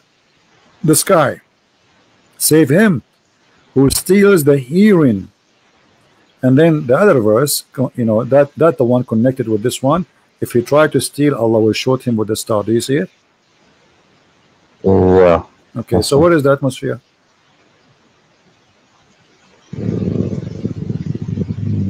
Yeah. And here there's a mistake. You see, the same verse here, they say that this is about the atmosphere, but the verse saying that the stars is located in the nearest heaven. That's mean if this is, but yeah, it says the lamps in the lowest heaven. Yeah, okay, I see. Yeah. The lamps missiles. And the shaitan, he live in the earth. So Allah, he showed shaitan by a star. Do you know how big the star? Yeah, there's no. This is all his fairy tales for kids. I mean, come on, you are smarter than this. You really believe in this? Shaitan, he will steal information from Allah. He want to spy. Allah showed him by. So Muhammad trying to explain what was those things we see in the sky, especially he live in the desert, so he can see a lot of it every night. You know, they are living in the dark. There's no electricity. So anytime go outside, you will see the sky dark, black. You see nothing. So he look at the sky. He see those stars coming. He think those are shooting stars. He think those are really stars. And Allah shooting this the shaitan trying to spy at Allah, brother. Boing, boing, like Star Wars. Yeah. Yeah, I see. Yeah. So where is the? Yeah, I don't see anything. See, Yana, see, the thing is, I don't look in. You know, I just kind of hear what people tell me. I don't really look into actually reading the verse, but I'll have to go back and do some more reading, really try to understand. Yana, you know your stuff, well, let me see. The sky سقفا محفوظا. Allah, he made the sky like a canopy in the top of a mountain called Qaf. You know that? Do you know Qaf? You heard of Qaf? No. Okay. Did you hear about the chapter? It's called Qaf in the Quran. Oh, chapter. Yeah. Qaf. Okay. Yeah. Qaf. If you ask a scholar, okay, what does Qaf mean? He says this is an azure mountain which is surrounding the earth from all direction. All right. Okay. So this is, let us go and see the interpretation. Here we go. From the narration of his authority Ibn Abbas, this is Tafsir Ibn Abbas, chapter 50, verse number 1. It says the following: that he said the interpretation of Allah saying Qaf. He said Qaf is an azure mountain overlooking this world, and the color of the sky takes from it. Allah swear by it. Do you see it? So what happened is that this is a mountain. It's a blue, and it's surrounding the earth from. The earth is a flat, and there's a wall fence, and then in the top of the fence, in the top of the wall, like a room, there is a dome. That is, or a roof. That is the sky, and the reason the sky is blue because of that mountain. It's clear. I mean, what's wrong with you? Come on. Isn't it clear? Doesn't say that, or I'm saying that? Yeah, and there's a man overlooking this world, and the color of the sky takes from it the lost world. Yeah, true story, brother. This is a pure science, Islamic science. Yeah. Yeah, I've never heard of this one, but yeah, that's. Do you have more miracles? Well, Come on, Deen, leave Islam, my friend. You are smarter than this. You are trying to, okay, well, obviously I can tell you, you yourself, you are not convinced for a second with this madness. I've questioned it before, but I've never, I've never really actually looked into the miracles. Yes. My friend, anything, you see, bring me anything about this cult. This is the most silly, stupid cult ever you can imagine. You speak Arabic, so you have an advantage. You see, they can fool someone. He don't speak Arabic. He know nothing about Arabic. They can say things does not exist there or fabricate. But you speak Arabic. I mean, how is it? Yeah, that's the biggest thing. I'm looking at the translation, and they're not. They keep adding stuff that's not in the Arabic. So no. It is in the translation, correct? Yeah, but actually, do you know that Ibn Kathir in Arabic is like disappeared totally in English? There's hundreds of pages from Ibn Kathir in Arabic is taken away from the English translation. I can't find why. They took it off. Anything would look embarrassing for Muhammad. As an example, the story, if you go to read Ibn Kathir in English, read the story about Al-Gharaniq. You heard about Al-Gharaniq, right? When Muhammad, he says the 3 daughters of Allah, their intercession, it's a must. So all the story there in the Ibn Kathir, what happened exactly is gone. You open Ibn Kathir in Arabic, you speak Arabic, open Ibn Kathir in Arabic, open Ibn Kathir in English website and read, you will see it's gone. Huh. The story of him bowing down is gone, the story what he said is gone, everything is gone.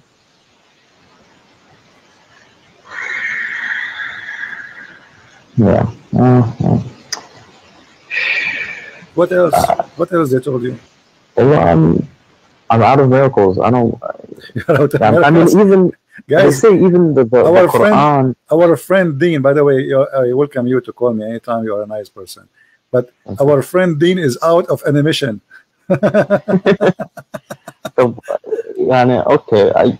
So when I originally called, so I see, you're doing a good job of proving that the Quran, the truth is not in the Quran. I see that, but now a lot of the stuff you can also, turn on to the Bible, and I don't know where the truth is in the Bible either. So that's where I'm. My friend, let us take it step by step. So, did you decide to leave Islam?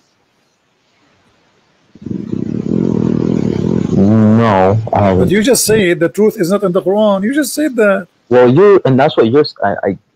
Okay, but do you agree? I mean, come on, be honest, Dean. After all what I showed you, is that the truth in your eyes? Be honest. Is what is written in the Quran, is that the truth? The sperm became a congealed blood. No, from what I've seen, it's what you showed me and what I've looked up, it's wrong. Yeah. Okay, so let us first come to a decision. Islam is yes or no, and then we can go to the Bible. But but the Bible, even it seems like it's going from one cult to another cult. So I don't know. You see, you can say whatever you want. You can say the Bible is wrong, no problem. And first we finish from Islam, and then if you want, you can go and see in the Bible, and we will see together if this is a cult or not.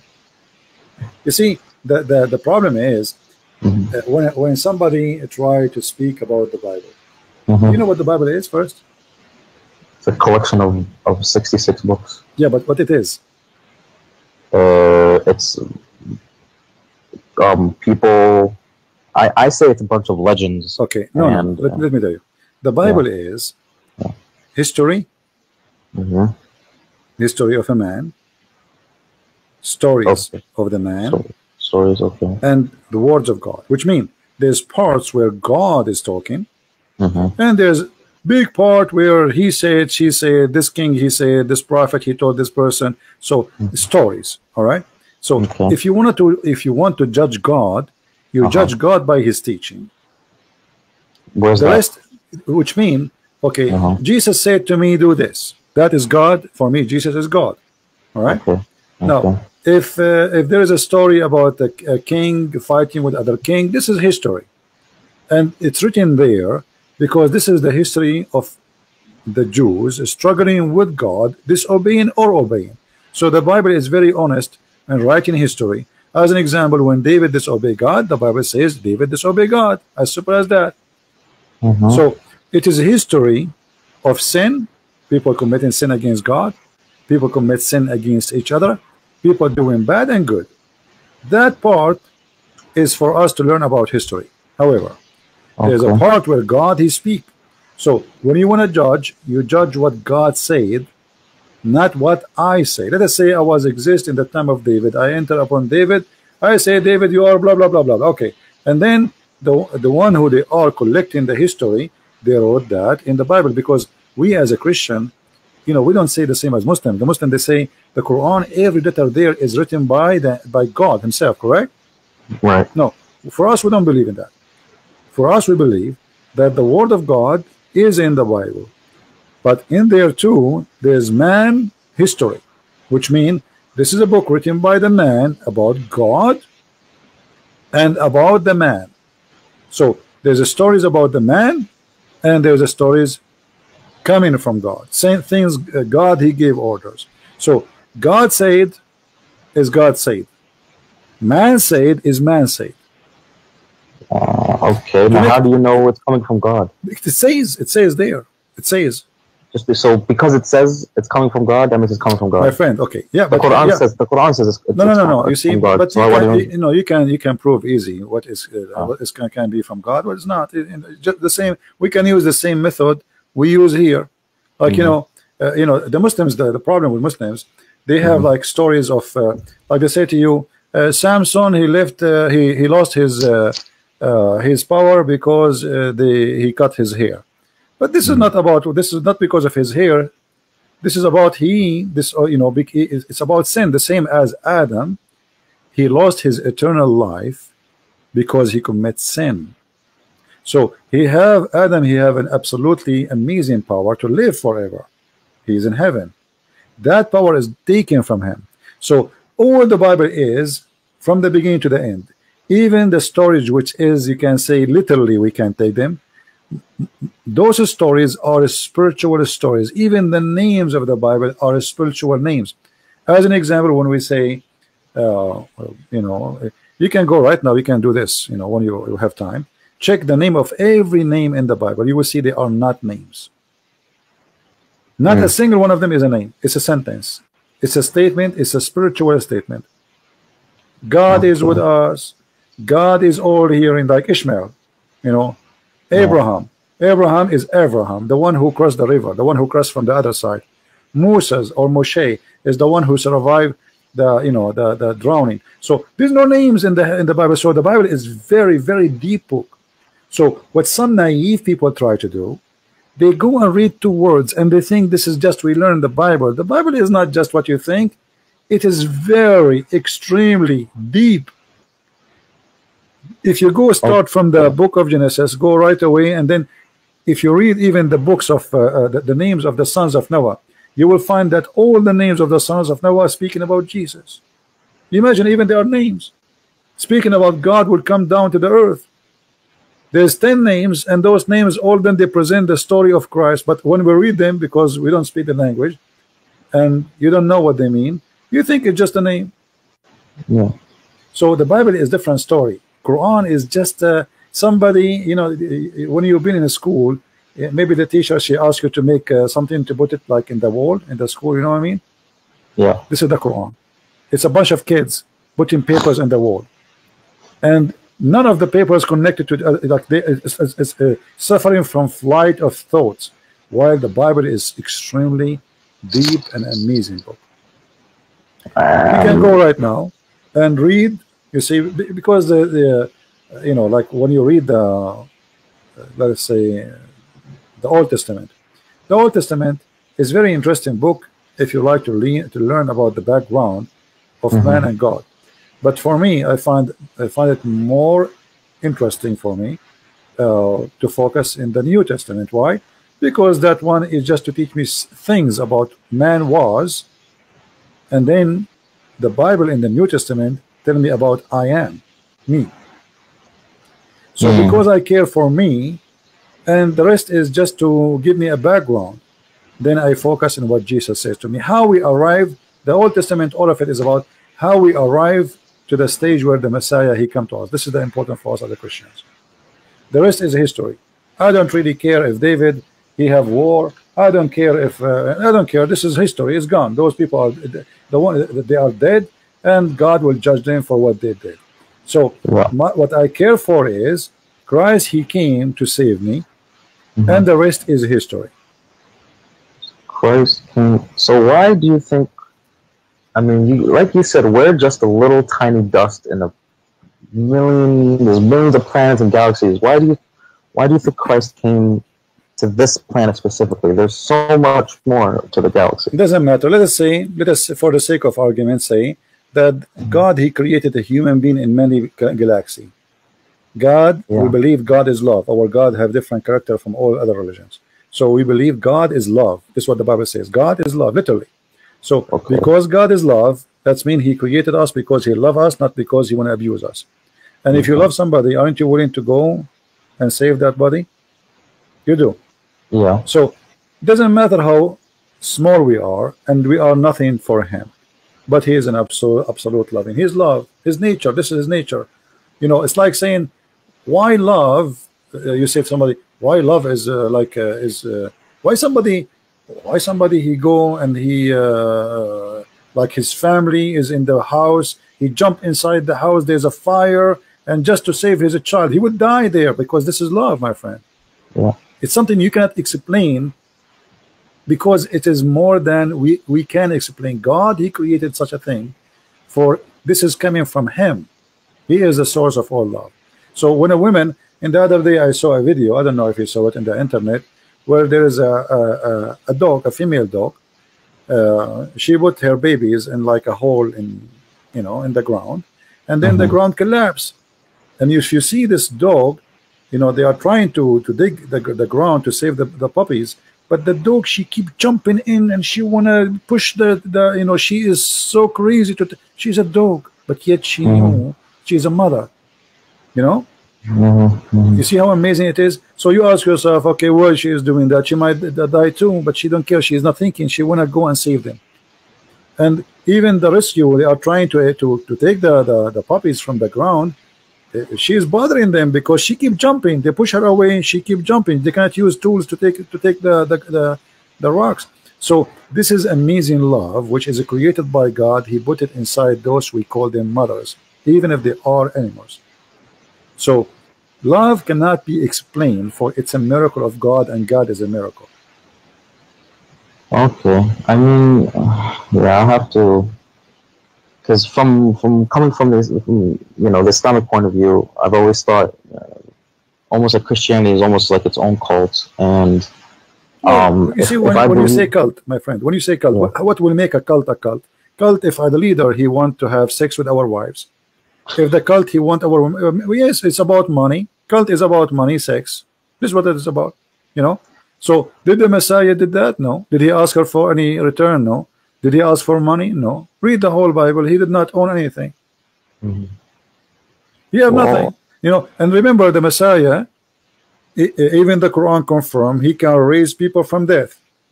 Is that true? Yeah, I mean, but imagine, my friend Deen, imagine I now today, I can raise people from death. Do you know how much power that can give me in this earth? How many kings will bow down under my feet to bring them back to life? A lot. They will give me all their kingdoms. This is amazing power. So, but yet the Messiah, he had nothing. He never asked for anything. He never asked for money. He never asked for Muhammad. He gave himself a privilege. So this is how you know the cult. The Messiah, he gave himself. He did not ask us. It's the opposite. So how do you know he raised people from the dead? Or how do you know? Well, you know, you see, we as a Christian, we witness miracles in our life every day. I know a lot. Which one? Give me one example. You can go search right now and see life stories. You can ask people. You know, you want to believe it, don't believe, it's up to you. But God always, he don't leave himself without witnesses. There's tons of miracles. However, the Bible confirmed that Jesus did tons of miracles. Even Muhammad, who is a liar for me, as I believe, he confirmed that Jesus did miracles nobody can do, including even creating from the mud a bird. Which means even the enemies of Jesus, they could not deny who is Jesus. Even Satan, he could not deny who is Jesus. So the second you believe in Christ, you are a different person. And this is the biggest miracle. I know I met people who used to be terrorists, and they became amazing people, peaceful, beautiful people. I know people who they used to be criminals, just because they became a Christian, they became so peaceful, so amazing. So this is a living miracle of a human being, how God, he can change you. But in Islam, the opposite. You convert to Islam, second day you want to join Mujahideen and you want to kill people. Yeah, like a police officer just 2 weeks ago. He converted to Islam a year ago. A year after, he take a knife, he attacked the police station. Allahu Akbar. I mean, you just convert to Islam. What happened? All his life was a policeman protecting the people. He converted to Islam. He wanted to do the opposite. So, you know, the Bible says, from their fruits you shall know them. So in order to know which one is cult, don't judge Christianity by me. I am no one. Who I am, I'm not Jesus. I'm no one. So if you want to judge Christianity to be cult or not, go and see the fruits of Jesus. Which are in the Bible.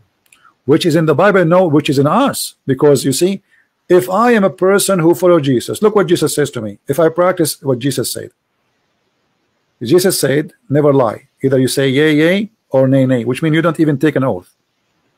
So lies is gone.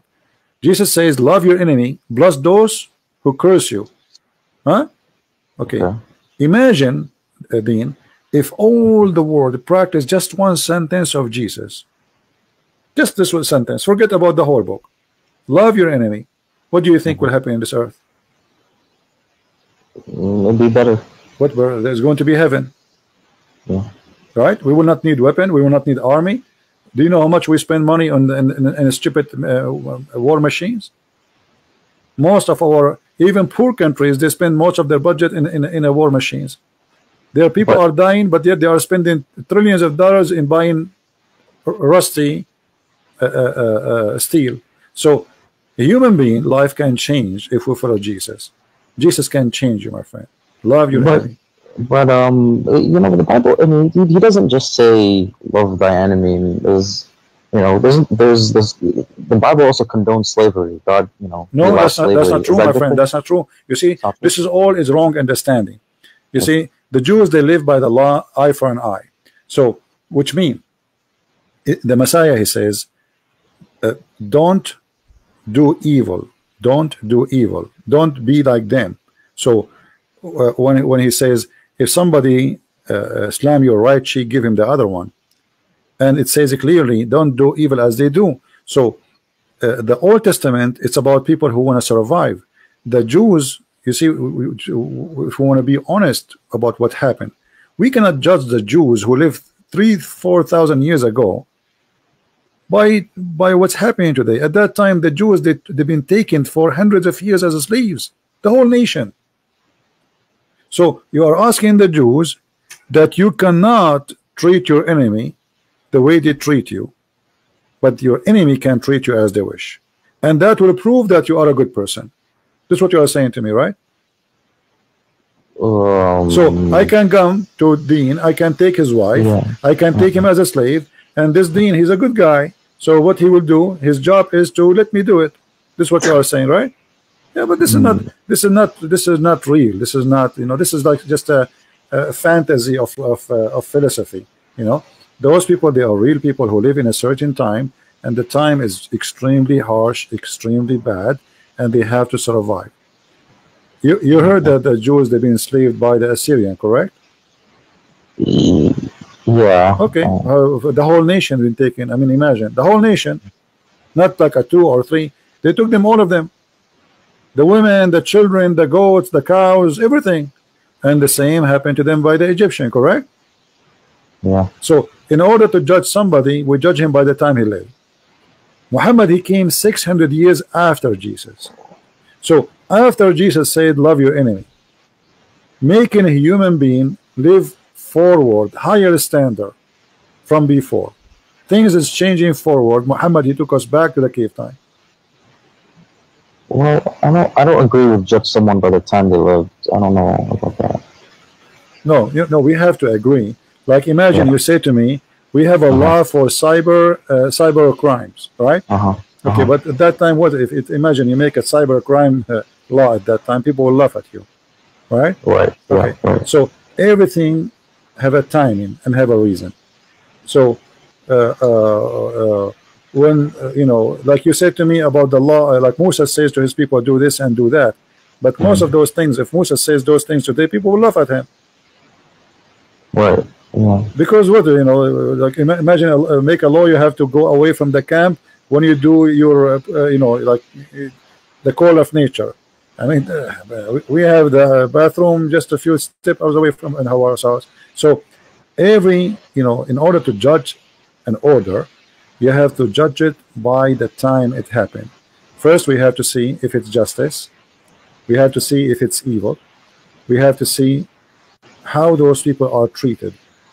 Those people, they have a very savage life, surrounded by savage, surrounded by people believe in slavery, surrounded by people who don't believe in God, surrounded by people believe in killing and kidnapping and taking your money.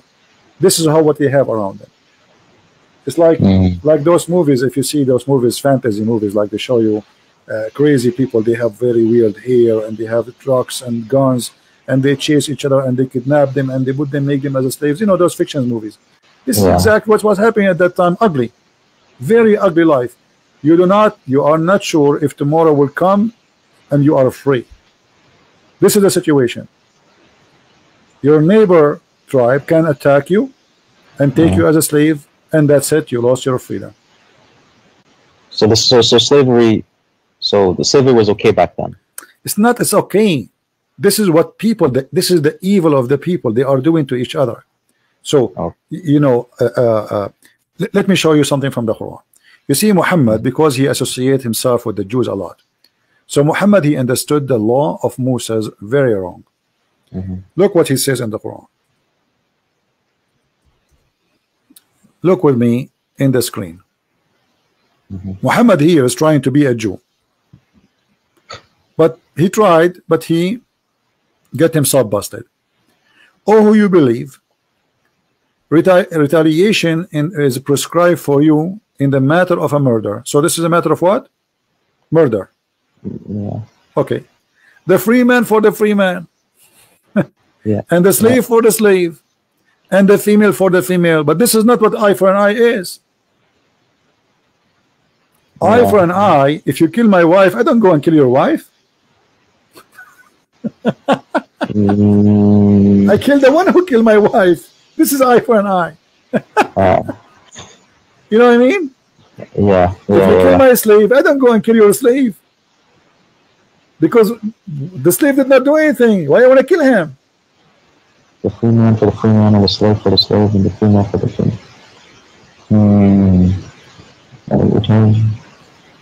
Yeah, that doesn't. Okay, so eye for an eye is about, let us say, public justice. You attack me, you take us, you enslave us. I'm going to attack you, and I will do to you what you did to me. All right. Muhammad, he took the law of Moses, but he practiced it in a very funny, stupid way. Because free man for the free man, that's mean that if a free man kill a free man, the free man will be killed. If a free man kill a slave would be killed. Slave for the slave. So a slave he die, a slave will be killed. If you go and read the interpretation, you will see clearly it says, if a free man kill a slave, a free man will not be killed. And then he says, female for the female. But this is stupid. What do you mean female? You should say the one who killed the female should be killed. So later Muhammad, when he did this law, people, they start laughing at him. He abrogated this verse. If you ask Muslim, they will say to you, this is abrogated. Okay, why did Allah find himself funny and stupid? Yes, he found himself stupid and people laugh at him. Otherwise he will keep it. Ask yourself, I am a prophet, I make a verse, why after 2 weeks or 3 weeks I will abrogate it? Doesn't make sense. It's not like, you know, if this is a verse was given by Moses and Muhammad came 1,000 years after, I understand there's a huge different timing, as we said, because there's a law match with the timing. But this is the same prophet. After a few weeks he changed his mind because people, they start laughing at him, for this is not a justice. So if you want to understand what people they practice during their lifetime, you have to put yourself in their shoes. Muhammad, he did nothing and he have no God. This guy, he is a stealing law of somebody, and because he didn't understand their law, his law became funny. This is not what Musa said. You know what I mean? So when you see in the Old Testament war, well, those people, everybody his hand on them, everybody want to kill them, everybody want to fight them. So they are living in the time where everybody attacking everybody want to take them slaves. So either you die or they die. As simple as that. This is the balance. You know, the Roman and the Persian before Christianity, they were killing each other for how many years? More than 300 years. Non-stop. Okay, what is the reason? I mean, did the Roman have enough land? No, they never have enough land. They want to take more and more, and the same as the Persian. And then Muhammad, he did the same, and his followers. So all of this is about evil and power and money, and slavery is a source of money. I guess. So what I'm trying to say to you, in order to judge somebody, live in his time. So to judge Muhammad, So live in you his can't time, judge no him. problem. You, You know, no you problem. can't judge him on the 9-year-old No, having I sex can. with a 6. I You can't have to judge him because you I didn't have to live. judge him. I have to judge him by his time. As an example, the Christian, they never attack Muhammad, so why he attacked him? No problem. I mean, okay, if somebody attack you, okay, protect yourself. You have the right to defend yourself. But the Christian, actually, even the Muslim, they say the Christians, they gave him refugee in Ethiopia, which means if not the Christians, he will be dead. Yeah. Is that how you return? The Jews, Muhammad, he ran away from Quraysh. He went to Yathrib. Yathrib, this is the city of the Jews. They welcome you in their city. Why you kill them later? Yeah. Yeah. So here we see a person, you know, like, I mean, if you have a dog, you feed him, you give him a bone, he will never bite you. Yeah. So if you want to compare, if you want to see, okay, well, at that time life is evil, life is ugly, life is disgusting, but Muhammad, he was just following the same life. He did not make it better, he made it more ugly. Actually, he made it legally in the name of God. Yeah, that's true. Yeah. Like when he says go and attack the Christians and the Jews and force them to pages, yeah. Okay, what is the purpose of this? Do you know what was the purpose? So they don't die. No, I mean, why he did decide to attack the Christians? What happened? Oh, he just I don't know. He just wanted to be a warlord, so he wanted to. No, actually, there's more than this. You see, we have to go. This is why I advise you, Dean, when you read anything, to go deeper than what its appearance, and try to get the story. You see, if you go to the verse before it, chapter 9, verse 28, it says, "Oh, who you believe, the idolaters only are unclean, najis, filthy. You know what najis mean, right? So let them not to come near the holy city." Okay. And so now there is no business, because nobody can enter Mecca and people will die. Where is the business? Look what we said. Look at this. So if you fear poverty from losing of their merchandise, this is the translation of the Muslims, Allah shall preserve you of his bounty. How? The verse after it, fight against the Christian and the Jews and force them to pay jizya. Do you see it? Yes. So it was a clear theft. He made an order and now he cannot take it back. He said that those are clean, don't let them come here. And people, they start complaining, how we will live? Who's going to go and visit the Kaaba and spend money here? The Kaaba is a big business. It's a pagan business. So Muhammad, you have to come with a solution. Attack the Christians, force them to pay jizya. And look here at the hypocrite Muhammad. Christians, they worship Jesus as God, correct?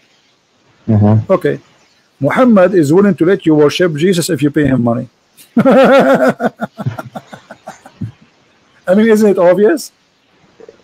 You see, the Jews, they fought people who don't believe, right? They fought with people who don't believe. So they did not say to them, if you pay us, it's okay for us. This guy, you can bribe his God, just give him money. Okay, worship whatever you want. You want to worship Jesus, worship Jesus. You want to worship Obama, worship Obama. You want to make Trump as God? No problem, give us money. This is what Muhammad is saying. Maybe he's just tolerant, he's being nice. No, this is about money, right, my friend? It's in front of you. If you fear poverty, Allah will give you a solution. Don't worry. What the solution? Attack the Christians. Attack the Christians until they pay you, not until they convert to Islam.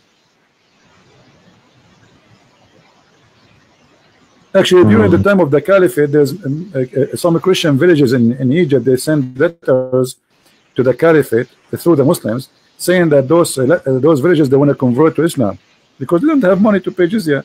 The Caliphate refused. He said, if we make everybody convert, who is going to pay us? Yeah. You know? Yeah. Okay, Christian friends. Thank you for this. This was good.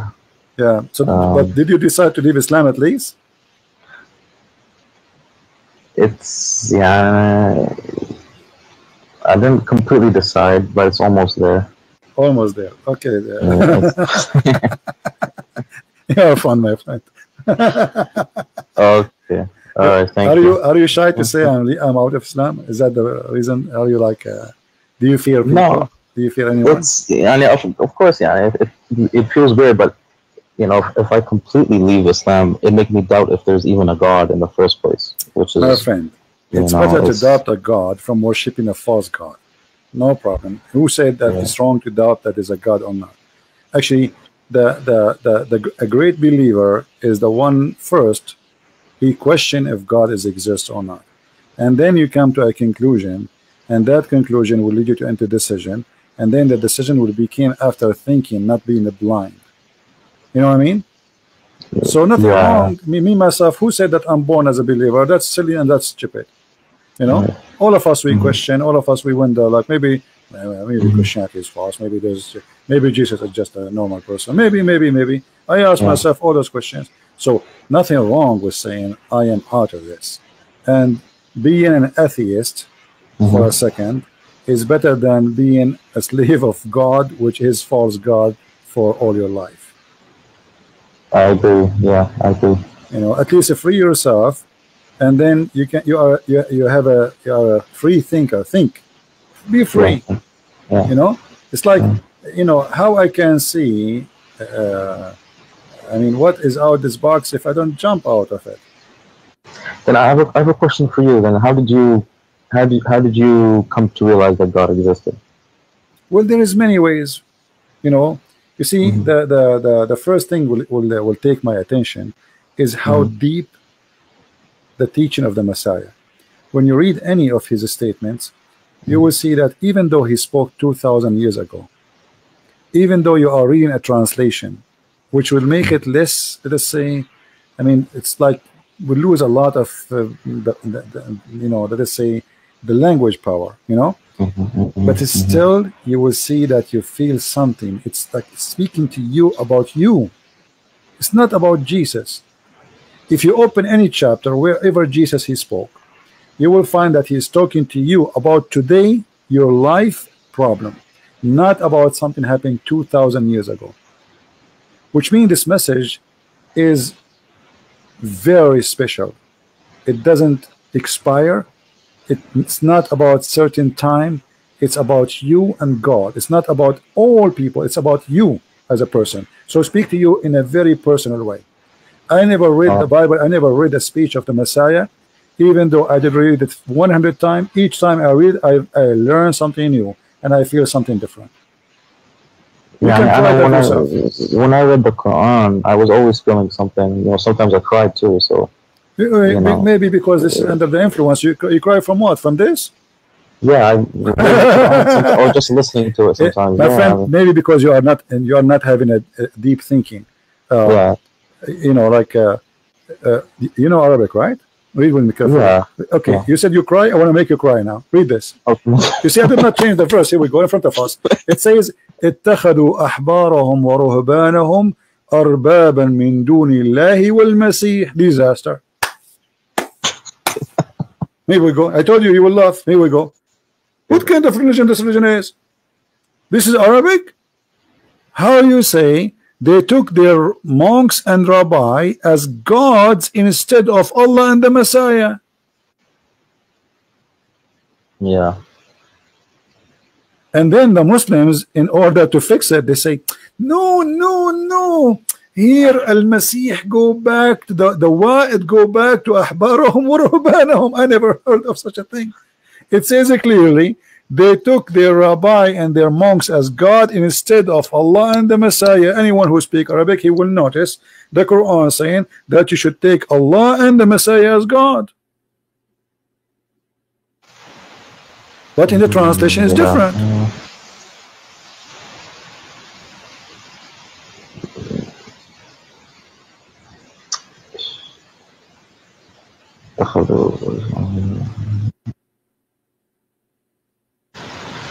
Yeah, I don't know. I have to look into that. But this is what it says in Arabic, correct? I'm not making things up. Yeah, I know. No, yeah. Okay, so in the translation, they fabricated, they changed everything, and they tried to say, oh no, here Al-Masih he is saying they took their rabbi and their monks and the Messiah instead of Allah, but it doesn't say that. Arabic is so clear. Yeah. You know, and what the verse is saying, that the Messiah and Allah is one God. Okay.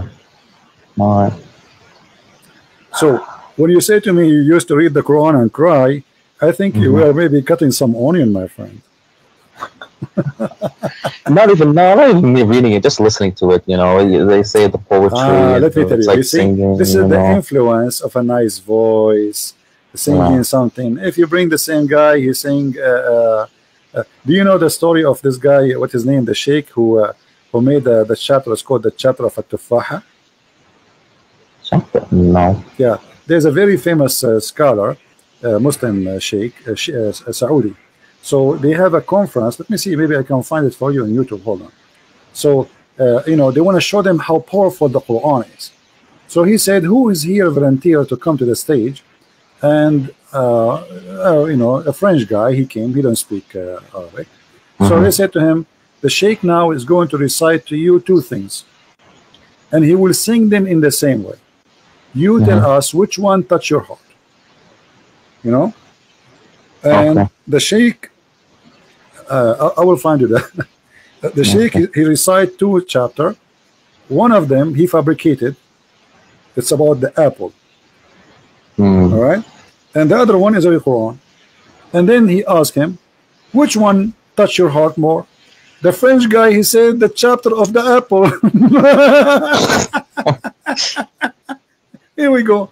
Do you see it in the screen? Search for it. الشيخ العريفي يقرأ سورة التفاح. And this is the guy. Here we go. This is the French guy in the stage. It was a horrible. The guy, he said, okay, listen again. I will repeat it for you again. I don't see. Well, I don't. No, I don't see it yet on your screen. Hopefully, someone can put it in the chat so I can. Oh, okay. Yeah, and this is the French guy. Al-Arifi is very famous person, you know. So, and this is the French guy, and the guy here is the translator, and this is Al-Arifi. So he was saying to him, okay, I will recite for you a chapter, two chapters. One is a true Quran and one is a fake Quran. You tell me which one touch your heart. Al-Arifi, he really did a good job. He sang a chapter which is fabricated. It's called At-Tufah. Hasn't singing about At-Tufah, whatever, made it exactly look like Quran. Sound like the Quran.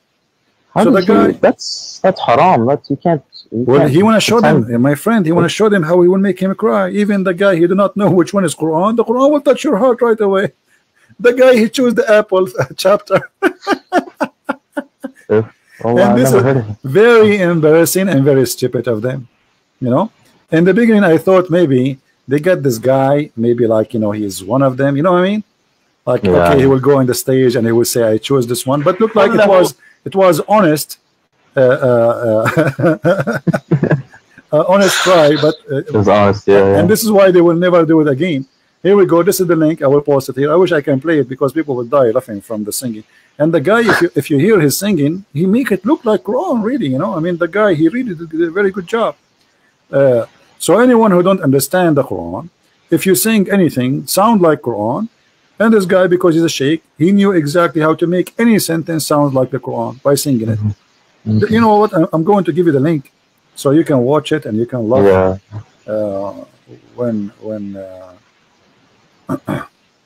Okay, so hello. What you're saying is, you know, the Bible is from God because when you read it, you feel something. Always, my friend. God. That's what you're trying to tell me. That's not only you feel something. You see, there is a present of God in the words, which means you feel something will change you, not something just will touch you for a second and will go. You will change. You will be a different person. So it's not just like, okay, you know, if I go in a hot room, I will get hot, correct? Right. Okay, if I go outside in the cold, I will get cold. But this has nothing to do with God. When I am in a hot room, I will be hot, right? But if you are really a person who adopt what you just learned, that will change you. It's not about now I'm crying. It's not about I feel something. It's Okay. about I will be a different person. This is why we Christian, I don't know if you heard this term, that we say we are born again. Yeah, So I've heard. with the Messiah, we will be reborn again. Is that physically reborn? It is more than physically reborn. It's about me being a new person by Christ. So me yesterday, I when I was a kid, I don't know how age you are, is yours. When I was young, Mhm. if I see a person looking at me, I want to fight. If I see a fight in the end of the street, I run there just to join. You know, I Mhm. used to be a totally different person. Just tell me a fight, I will be there right away in 2 seconds. Don't tell me why. Don't tell me what the reason. You know, I remember once there's the one guy fighting two guys, so I took the side of the one guy because it's not fair. So I took the side, and then we finished the fight. The other two guys they run away, and then the guy he says to me, "So do I know you?" I said, "No." Do I know you? I said, "No, you don't know me. I do not need to know you. Why I need to know you anyway?" So he said, "Why you joined the fight then? Look at what happened to your shirt." I said, "Well, none of your business. Just go. Otherwise, I will fight with you too." So I saw that the guy is alone, and he's not equal to them. He is a little bit short, and they are taking advantage of him. So I joined the fight of the guy who is weak, and I believe this is the right thing to do.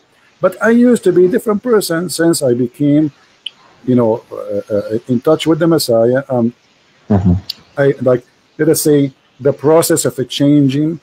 continue. It's not just something would happen in a second. It's going to be a process. It's like a Mhm. train going in the right direction. Okay.